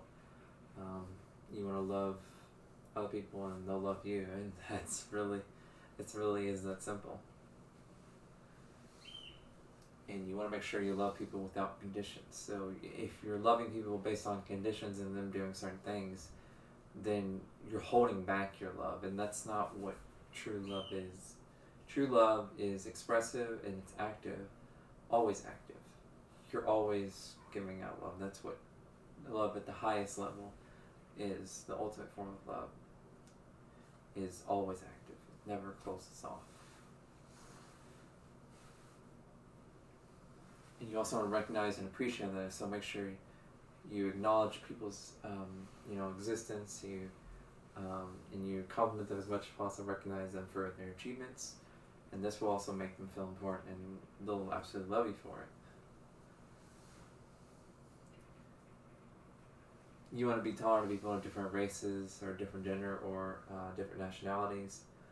You want to be tolerant because when you're tolerant, you can expose yourself to wonderful people who can be assisted with your mastermind group, or you might just be good friends. You can meet wonderful new people this way, and instead of being so closed-minded and intolerant, and you close off your access to wonderful people, and you're not only beholding that for those people from you, but you're holding yourself and them too.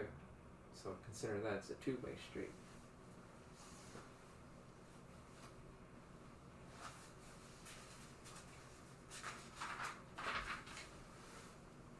You also want to ideally listen to other people, and you always want to be listening to them. You can ask questions if you want to listen to it more. And everyone seems to love a good listener more than a good talker. A good talker is also good, of course, too, but more fundamentally important is to be a good listener. Because everyone wants, to be heard. And there's no one who, people are like, I don't want you to talk anymore. But no one's like, I don't want you to listen to me anymore. Like, you never really hear people say that. So everyone wants to be listened to.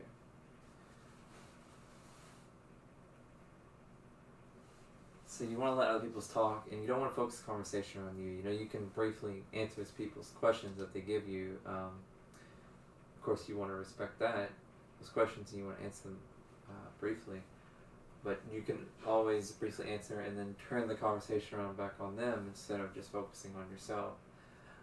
This is also important for communication. You can just read the Dale Carnegie book, How to Win Friends and Influence People, and for the most part, you wouldn't even really need to listen to much anything else. It's pretty wonderful material.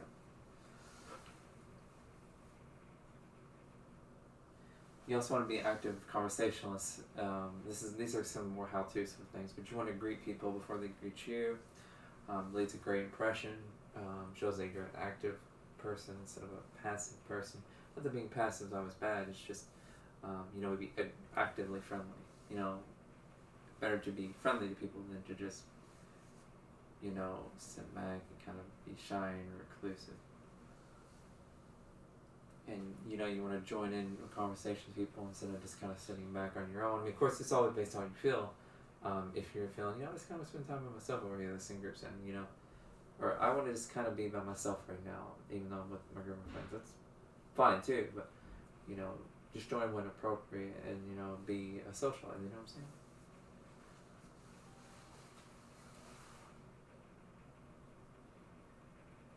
So for the mastermind, you want to associate with positive and uplifting people as often as you can.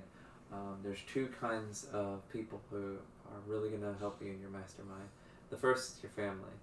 The reason the family is because of the power of royal families throughout the centuries. Basically, when someone has some similar physical genetics to you,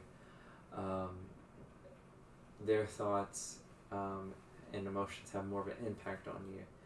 And so this is the power of families and why royal families and stuff pretty much always agreed with each other. And it's also why they were close to each other and they were always helping each other. A lot of families, lower incomes you see, less successful people, less happy people, you'll notice that their families are torn apart. There's divorces and there's always arguing and fighting going on. And this is why. It's the power of families. And also the power of a lover. You've seen all sorts of people's history of having like a lover or a wife that's really supported them the whole way, and that's also really important.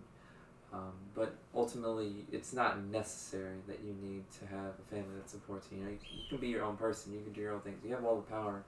All the power that you ever need is within you. You never need to get anything else. This is just things that can help.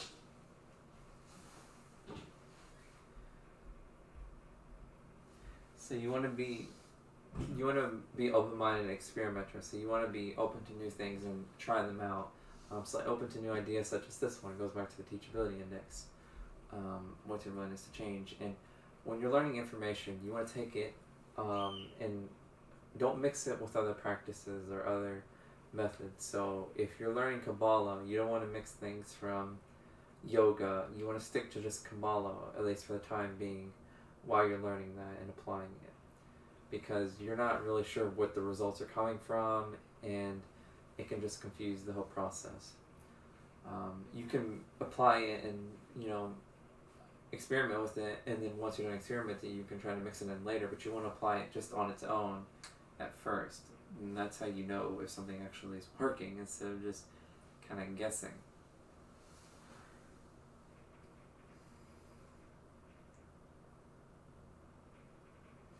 So one of the ways, another thing you need to understand is how to find truth.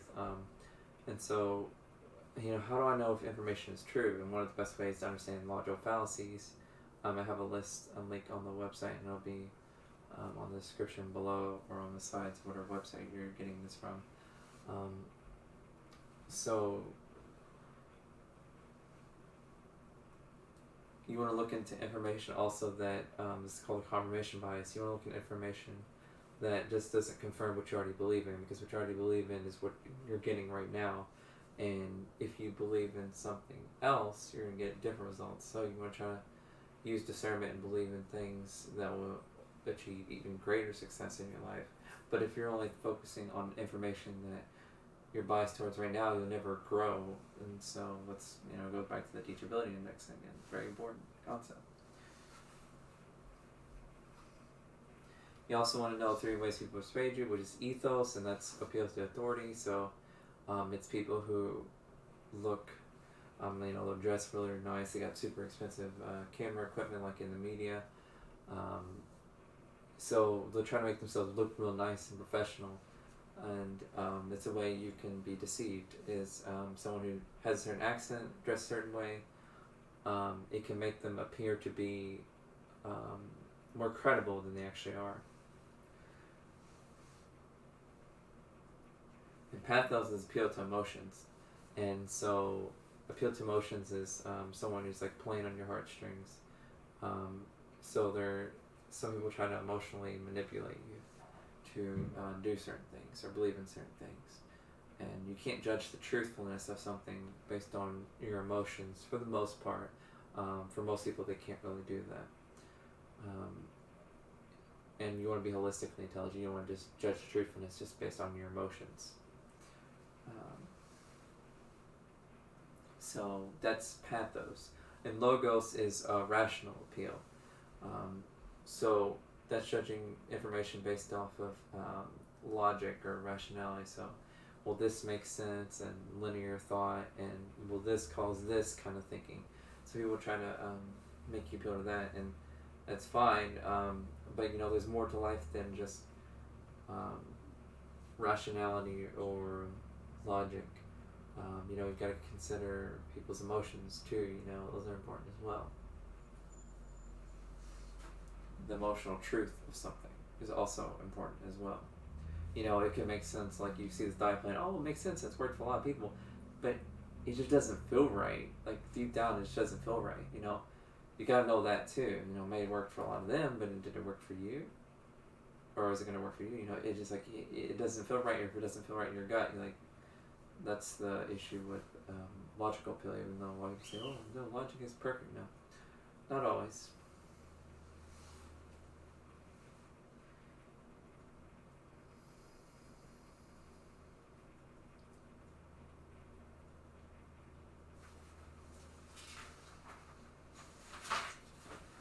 And now we're getting into learning mediums or medias.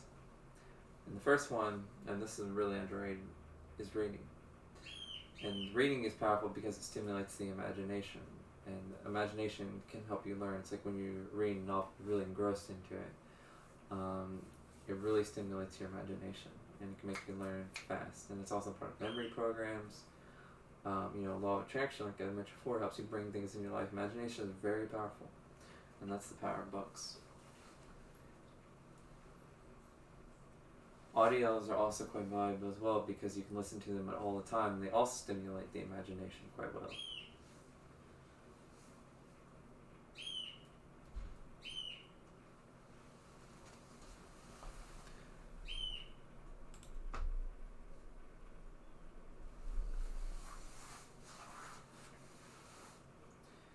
So, when you're taking notes, first of all, if you're at a live seminar, I wouldn't recommend writing notes. I would recommend recording it with an audio recorder. But when you're taking notes, you always want to be taking notes when you're like reading books or listening to an audio, if you can. Obviously, if you're driving, you don't want to write notes when you listen to audio. But you always want to be actually taking a pen, a blueprint preferably, and writing it on white piece of paper.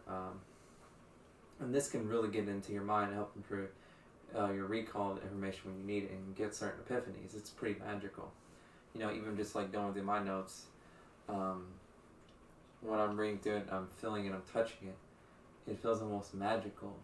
Versus if it's on a computer, it's not so. It really gets it into your mind, and there's a magic to writing, and I would recommend writing everything down on your notes. And teaching is one of the best ways to learn too, but when you want to make sure you actually know it first before you teach it. So make sure you've done that first. Make sure you know, because you don't want to teach you wrong information. It's just, you don't want to be messing people up. Come on now. So you also want to go through review old material so you can review your notes or the most empowering material that you've read so far. Because each time you read it, you're a new person. Your thoughts have changed. So you're a different person each time you read it. So you'll see things that you didn't see before, and you go through the book like, that was never part of that book. Really? That was part of the book? Wow, that's some really empowering information. It really works like this. It's pretty wonderful. You'll get new ideas, cognitions, epiphanies each time you read something. And it just becomes wonderful.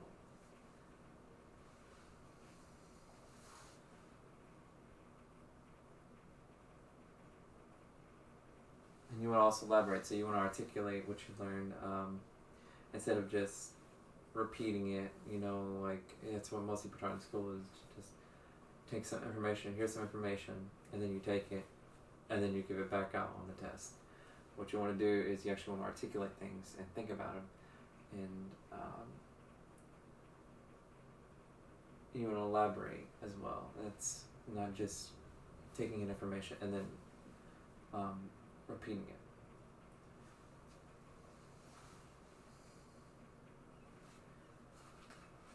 So you want to challenge what you listen to, and so this is a process. You want to challenge what you read and listen to. Then you want to ask yourself questions, and you answer those questions, elaborate, then you form conclusions. And you want to repeat this process until you're satisfied with the conclusions you've come up with. And also another point is you want to not have cognitive dissonance, which is where you believe two different things at the same time. You want to make a decision and choose to believe what you want to believe. If you're bouncing back between two things, you're not focusing with concentrated energy on one belief, and you just get confused. You want to be confused in life. You want to be certain. Certainty is important for being ultimately successful.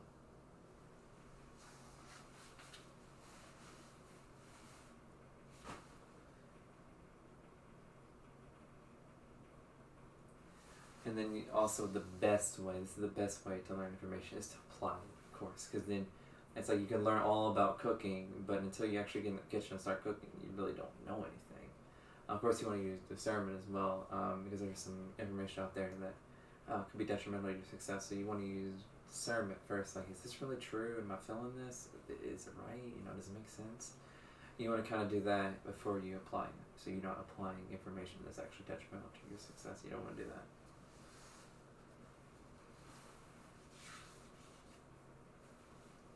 So you also want to be holistically intelligent. So there are some traits of someone who's left brain is half of who you are. With maybe you could say the sacred masculine if you want to come from a more spiritual perspective. And that's being self-centered, analytical, logical, mathematical, sequential, or like step by step. Language oriented, such as verbal and written. Reasoning, practical, strategic, orderly, discerning, 5 sense oriented, active, and grounded. These are the traits of the left brain. And if you're just a left brain or chronically dominant, one brain hemisphere can cause a bunch of issues. And then here's some right brain traits. Being artistic, holistic, big picture thinking, emotional, creative, imaginative, intuitive, visual, spontaneous, spiritual, beyond 5 senses, basically. Others focused, passive, and suggestible. And in the book online, I have many different forms of meditation rituals to help balance your hemispheres and help you with just about any area of your life. And it's kind of like if you've read Asking is Given. It's those sort of methods and techniques you can apply and just try them out and see how you feel about it. But I'm not going over the how in this. I'm going over the fundamental important concepts. This is a 220 page book now, so it would take quite a bit longer to do this. And I want to get you the fundamental important information, so I'm not wasting your time. And I want to give you the fundamental important information, so I'm not wasting your time. And there's also a big media section in the book. And this is really important. Never watch TV. Ever. That sums up the whole section. And if you read the book, you understand why. But it's detrimental, extremely detrimental to success. It causes stress, it causes fear, anxiety. This is for most people. And it just programs you with terrible programs, and they use all sorts of techniques to brainwash you, manipulate you. Really advanced techniques, and I don't know any successful people who watch TV. I don't. So, there you go. I don't watch TV, so don't. And with social media, I would recommend you limited your usage to just talking to close friends and family. Don't scroll through your feed. It's like the worst thing. You're just downloading all sorts of things into your mind, probably. More than likely. So just use it for, if you use it for business or associating with positive people or good friends, good friends, I mean positive friends, not your close friends more so. It's all about being positive. So it can be useful for that. So it does have usages, and it can be beneficial. You don't want to be scrolling through your feeds and get all those advertisements. No, you don't. You won't do that. You would only be friends with, of course, positive people as well. And also, don't just use Google, use other search engines, and I'll go over explaining why, but you're not getting the full sources of information. There's a lot of censorship online, censoring, empowering information, or, what's really going on in the world. That sort of information can be censored by Google and the mainstream search engines. Another important thing is to adopt a plant-based lifestyle, and this is kind of transitioning again. And when I mean plant-based lifestyle, I just basically mean vegan, but I wanted to clarify it and I wanted to avoid some controversy, so I don't know if I invented it so much, but it's basically a person who does not consume or doesn't purchase animal products. It's okay to consume it if you're not buying it. It's like leftovers, but that's like a rare niche scenario. I don't do that, but it's all about not funding the industry. That's really what it's all about. It's about not hunting, not going out to zoos and other places where they keep animals in a cage, not buying from breeders, that sort of thing. It's all about, the fundamentals of a plant-based lifestyle is not really about health, it's about morals. Deep down, you can understand them. And it's also like not buying products like from wool, leather, leather jackets, that sort of thing. That's a no as well. So it's like not buying milk and eggs. You have to read labels sometimes because they'll like to hide things in there or put it in there and you're like, what? It has milk in it? I never would have milk in it. There's a lot of different things like that. Where you will be surprised at what's in food. And of course, I'm not one of those vegans, and a part of plant-based lifestyle is you're allowed to defend yourself against animals that are aggressing upon you on your property. So it's a little different than some form of veganism where you cannot defend yourself against animals, or you have to let animals just overtake your house, like a termite infestation or something.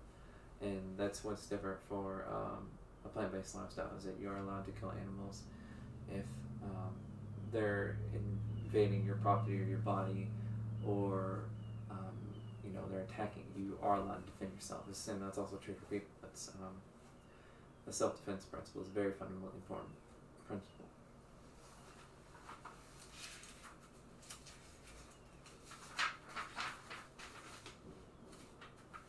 And the health is not so important as just the trillions of animals every year just going through an unfathomable amount of suffering and torture and pain, and people never want to talk about it. They want to talk about the health benefits, but let's talk about what's really important. Let's talk about the suffering that these animals go through and what that could cause to the collective consciousness of the earth, which is, you have individual consciousness, which has a tremendous amount of power, of course, actually has infinite power potential.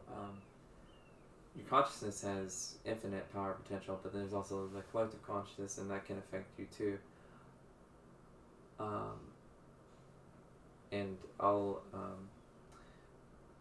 And so you're never in life, you can be at cause, you can cause things happen, or things can affect you.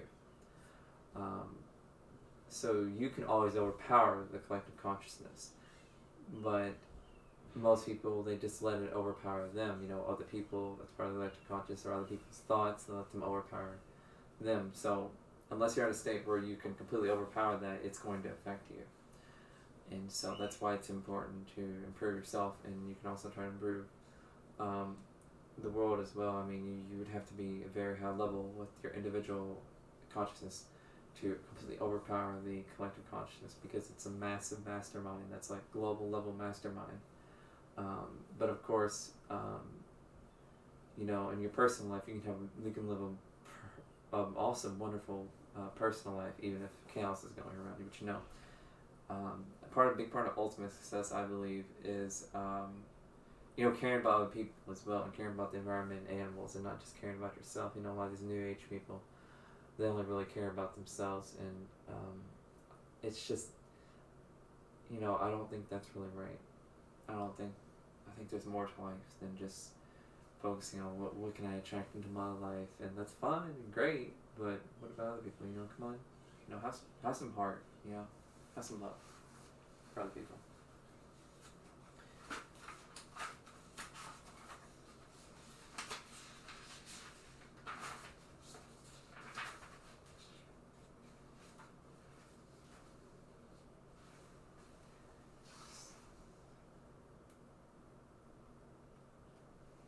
So the best diet for mankind is from my research, which I researched a lot, I'm not an official doctor or anything, but is a raw organic vegan diet.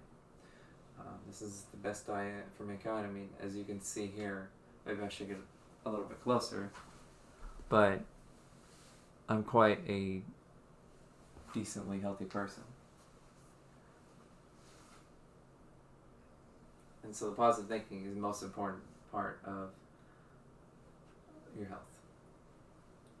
And then there's also another one, this is a lot of people don't know about, is electromagnetic chaos. So from satellites, radio towers, there's all these things beaming out to you because all these waves, they pass through you. And so you want to protect yourself against that. And I'm not wearing this right now. I have it in my pocket, but it's an electromagnetic chaos eliminator. And this might seem a little pseudo-scientific because it doesn't look like anything. It just looks like some crystal and like a pyramid-shaped thing on a chain, like a pendant. That's what it's called. And it is. I didn't believe this actually at first. I was like, I just got scammed by Kevin Trudeau or something because he recommends it. But I noticed I started wearing it after an hour, so you have to give it a little bit of time. And I could really focus, and I noticed whenever I get stressed, it would the negativity would eliminate. It was like, it would just go boom, right out. It was like, wow, this is magical. And it's really interesting. So there really is something to, negative thoughts from other people. It also can block those. Some of them can block those. That's what some of this does. And so you can use this to overpower the collective consciousness, little gadget tool. It doesn't really affect me too much, the collective consciousness, because I've raised my individual consciousness up so much. I have protective devices and all sorts of things. Some of it's belief, of course. Belief that you're protected can make you protected, but then there's also an actual science behind this as well. Chaos eliminators and electromagnetic frequencies. There's actual science behind this, not just belief. And so it's important to protect yourself at all times from these, from the collective consciousness and from the electromagnetic frequencies and that sort of thing. So air quality is really important as well. A lot of people overlook this one. That's why I haven't talked about food yet, at least in the health section, for improving your health. And so air quality is really important. So you want to be getting fresh outside air or air inside from plants you have around. You want to have air purifier too, because there's a lot of different chemicals in the air at all times, and volatile organic compounds, and it's like chemicals in the paint and stuff in the air, allergens, viruses, harmful bacteria, and so this can help eliminate that, so you can actually breathe cleanly.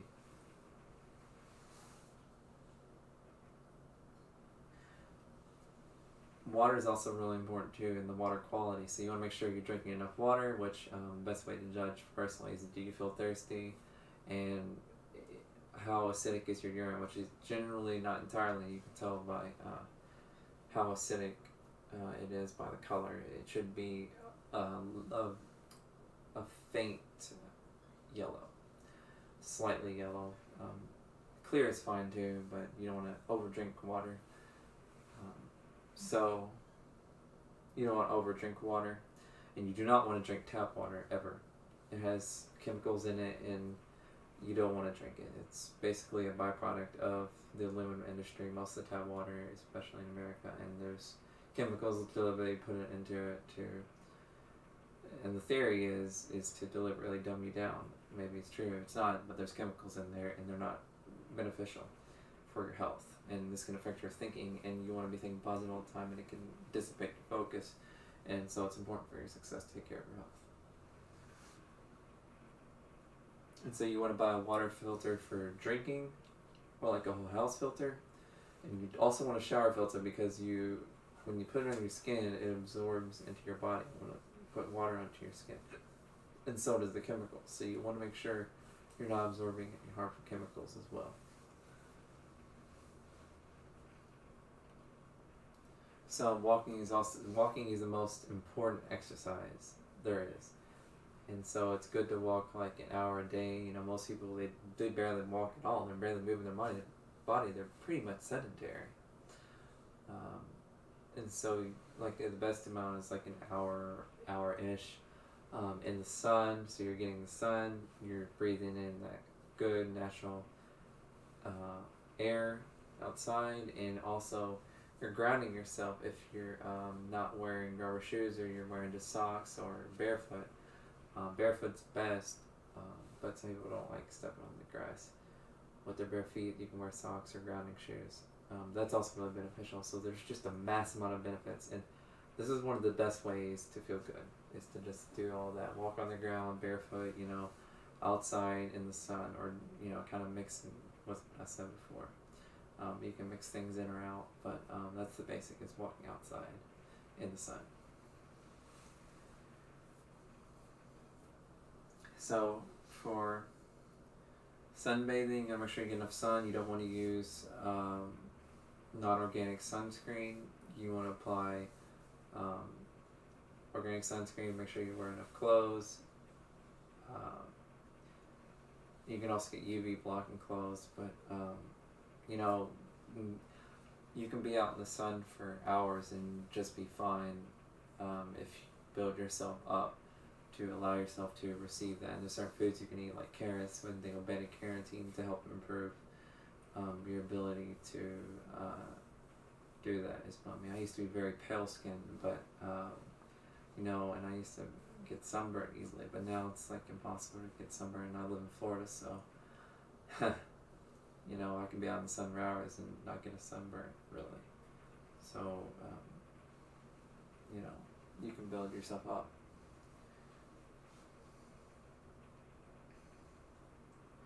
So the ideal amount is somewhere between 15 minutes and an hour of sunlight a day. This depends on your complexion, skin tone. It depends on where you are, what time of day, of course. So just get, you know, 15 minutes to an hour, and you'll be okay. You know, you can play it safe and get an hour. You know, you won't die if you get an hour every day, and you'll almost certainly, no matter where you live, you'll get enough vitamin D for health, which is the only place you can really get vitamin D is from the sun. That's the best source anyways. It has other benefits as well that are unique. You can take a vitamin D3 supplement, but it's not the same benefits.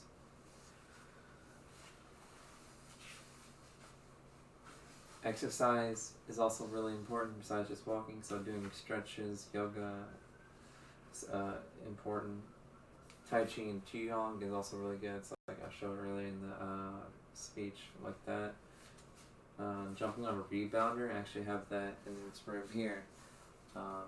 And that's really great exercise. It's really fun, and it's very low impact on your joints. It's just really fun. Like, I always like exercising. I can exercise right now. Walking, of course, I mentioned that before. And swimming in natural waters is massively beneficial because of negative ions, which basically, it just makes you feel amazing. And it's very detoxifying. And it really helps also, I notice, like with obsessive thinking, I used to have that big problem. When you're out in the ocean or on a natural body and you're swimming, you're not thinking about anything else. You're just enjoying your time. So for your immune system, you want to make sure you're using natural, cleaners and soap, detergent things, because those chemicals can have particles being sent in the air, and then you breathe them in, and they can be harmful. And you certainly don't want them on your skin, so you want to cover up your skin if you're going to clean with these. Preferably don't use conventional cleaning products at all.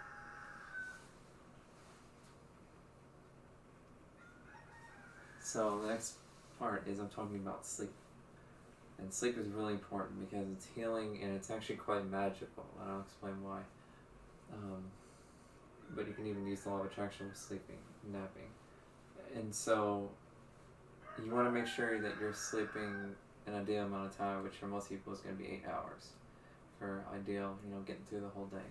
Or succeeding through the whole day. And so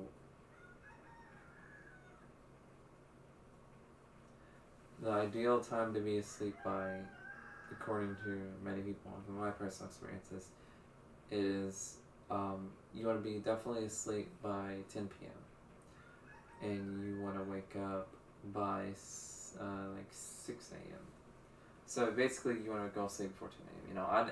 Like right now, I didn't get a full 8 hours, but I'm just fine right here, right now. So I got like 6 hours, 30 minutes, 7 hours, and that's just fine. It's just one day I just didn't get 8 hours. Sometimes you wake up and you're like, man, I'm just ready to go. You can always take a nap later too, but getting a long duration of sleep is not the same as getting a bunch of short naps.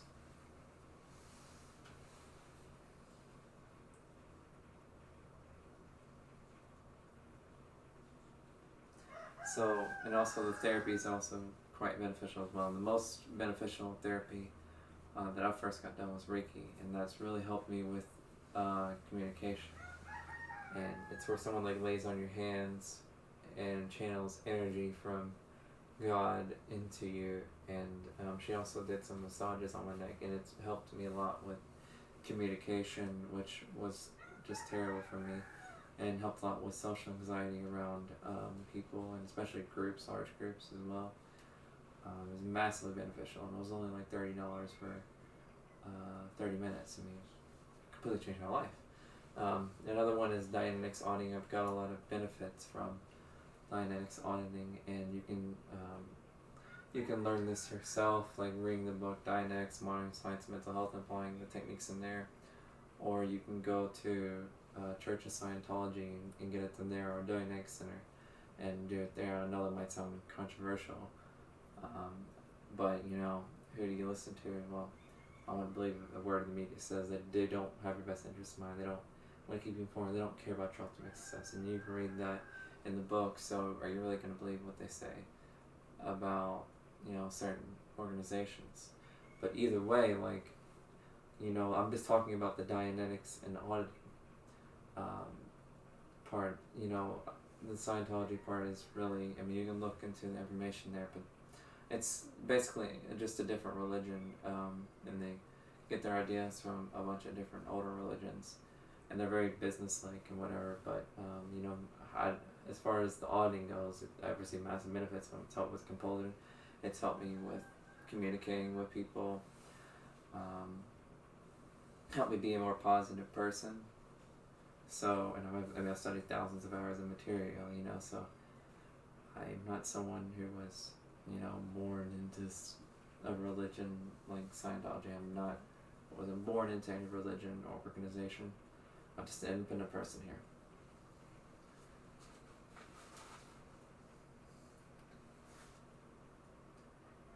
And pharmaceutical drugs, I'm just saying, don't take pharmaceuticals. And that's all I'm just going to say about this. I go more into the book, but basically, if you're taking a drug, you're messing yourself up. It's a poison. That's what it is.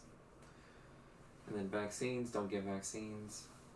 It's also has questionable materials in there, and it's just another form of drug. It's poison as well.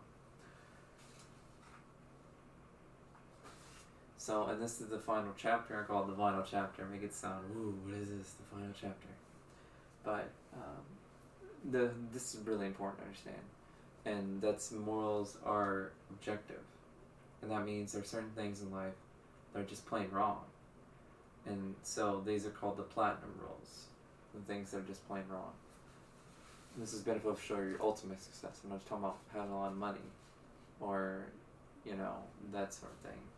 This ultimately for your success, not just as a human being, but as an immortal being, eternal being.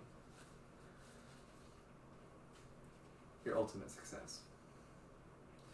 So, the moral principles of national law are: don't steal, don't murder, don't rape, don't willfully and harmfully lie, don't trespass, don't assault, don't coerce. Coerce means like threaten someone in a meaningful way, like in a way that actually is threatening, not talking about joking or gonna kill you and it's some frail man, like saying that to some 300-pound bodybuilder. Like it's like an actual threat. And the platinum rules are more important than the golden rule. And the golden rule is treating people the way you would want to be treated, which is also very important as well. For helping others so you can be helped as well, and back and forth. You want to help mostly because it's just right in your heart to help, not so you can get something from somebody. So everything you do and say has consequences. Even if nobody sees you, they have consequences because of the law of attraction as well and natural law. So you can understand this as well, but it just means that you want to have integrity in life.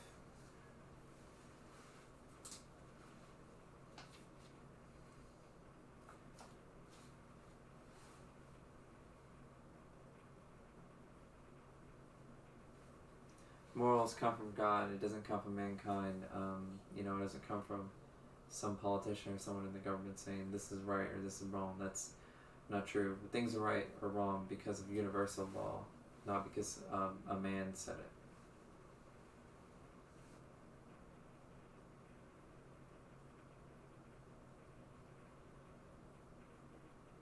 And another important part of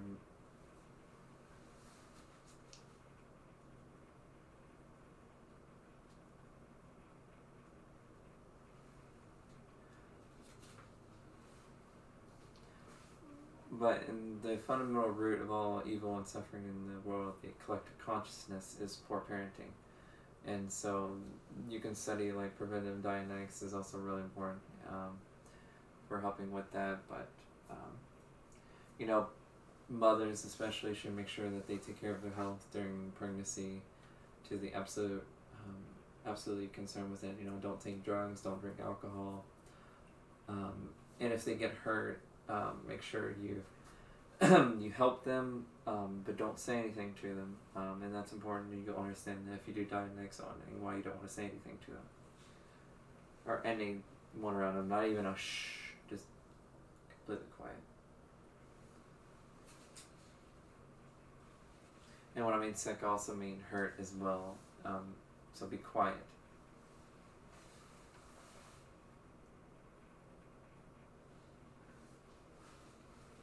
And don't get an abortion. Don't support anything with abortion.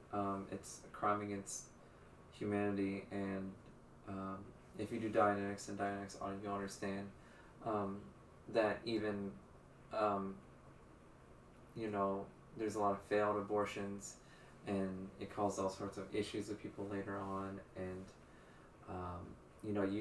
they can feel the pain of abortion. It's deliberate, intentional pain, so it's a violation of natural law, and it should not be supported. And then also another form is circumcision, and that is because it is a traumatic experience and it can create what's called engrams in Dianetics. So don't support that or have that done to you or to anyone else. Well, of course, if you're an adult, you can decide that for yourself, but circumcising someone creates a traumatic experience which can influence their life for their entire life, later on down the road. And plus, you're calling someone else to suffer. That's never justified. So don't give vaccines to children unless they know of their effects, and preferably not at all because they're not really beneficial for you anyways. You can build up a natural immune system, and it can actually interfere with the child's immune system, naturally developing immune system. So preferably not all, but at least let them know the effects of vaccines, which is clouded in mystery for many people, but you can just ask whoever's administering them what are the effects of it, and they should be able to help you. You can also research this online, the effects of vaccines. It's all FDA information. They have the information online about all the effects. It's like a drug. You can see what all the effects of a drug is, and you see the side effects. So you can choose whether you want to take those risks or not. Don't spank children or do any corporeal punishment. It's a form of child abuse, and it can create traumatic experiences and cause mental issues, and just don't do it.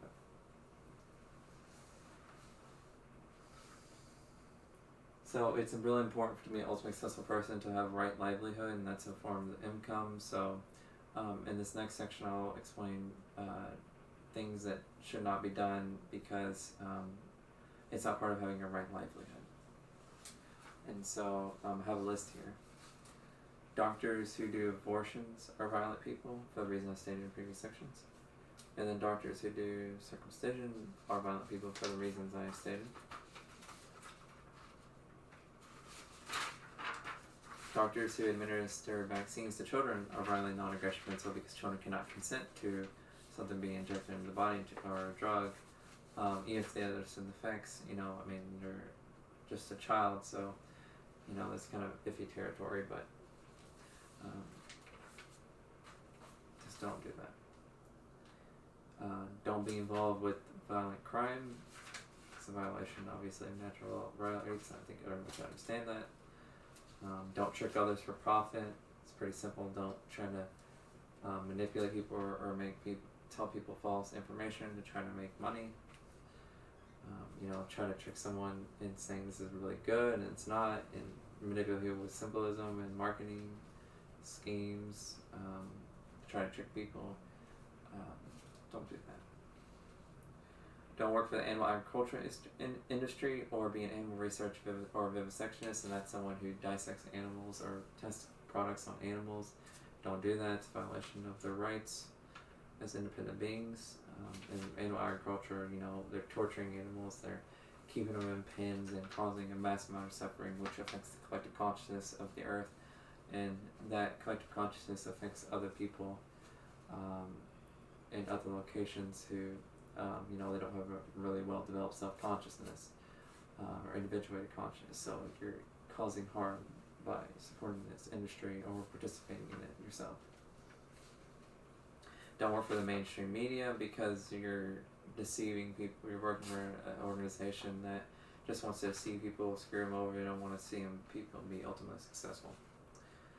Don't join the military or the police, and this might sound controversial, but when you're joining an organization such as the police, you have to agree to certain things. You have to do what the government says, even if it's a violation of other people's rights.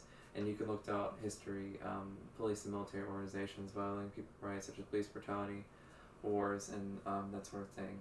And something is right not because of what someone said, or politicians said that, or lawgivers said that.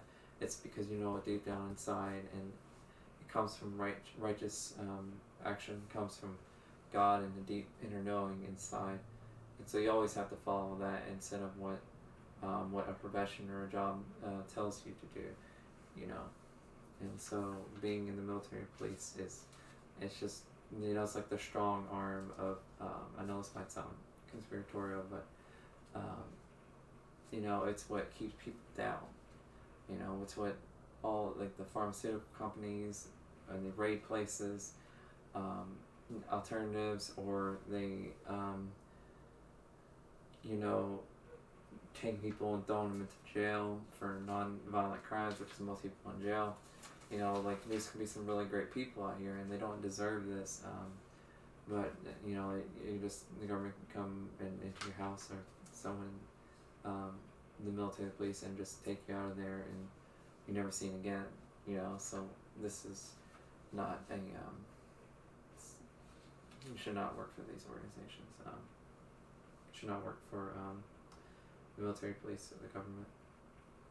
In one of these two, in the military, police, you shouldn't work for them. Another important is environmental respect, important part of the collective consciousness, and that's respecting the environment. So everybody can breathe clean air and actually have a sustainable future. So the basic is to reduce what you're using, so you can try not to buy so much. Use all that you have. Don't avoid advertisements because it can make you buy things that you don't really want. Reuse, so keep reusing things over and over again as much as possible. Doesn't mean you can't buy new things, but just try to. Recycle, so just make sure throw biodegradables out and to the yard, like if you had like old fruits and vegetables, you turn it to compost, use it as a fertilizer, or recycle, like as in putting it into a recycling bin, of course. And of course, the biggest one of all is to adopt a plant-based lifestyle or go vegan. So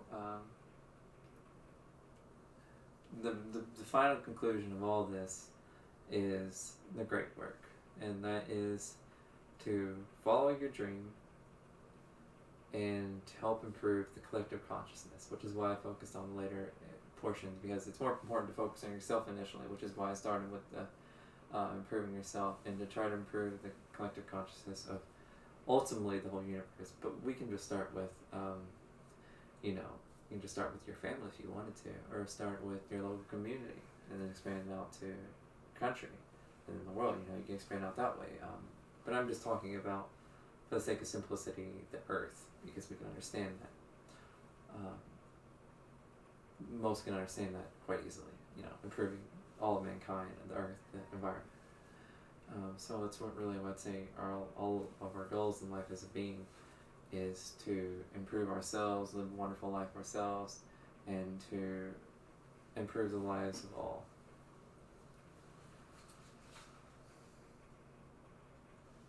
So it's all about being a light worker, as they call it, which is empowering others, being positive, spreading love and joy, and empowering others, giving people the truth. That's what it's all about.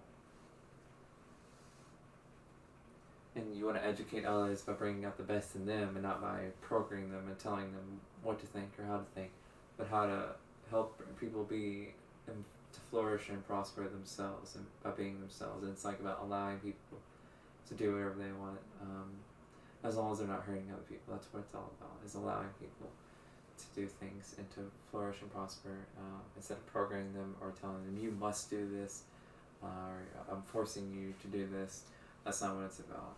This is what is beneficial for ultimately all of us, is to allow everyone to be the greatest versions of themselves, as long as they don't harm other people, and preferably not animals in the environment as well.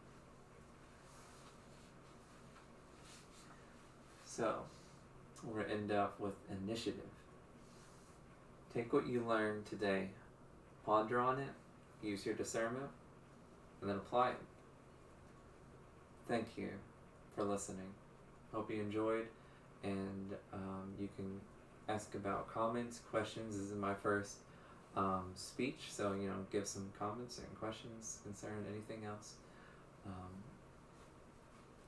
And I have my contact info here as well. So I'll have that in the description. And you have a wonderful, super awesome, great, fantastic day.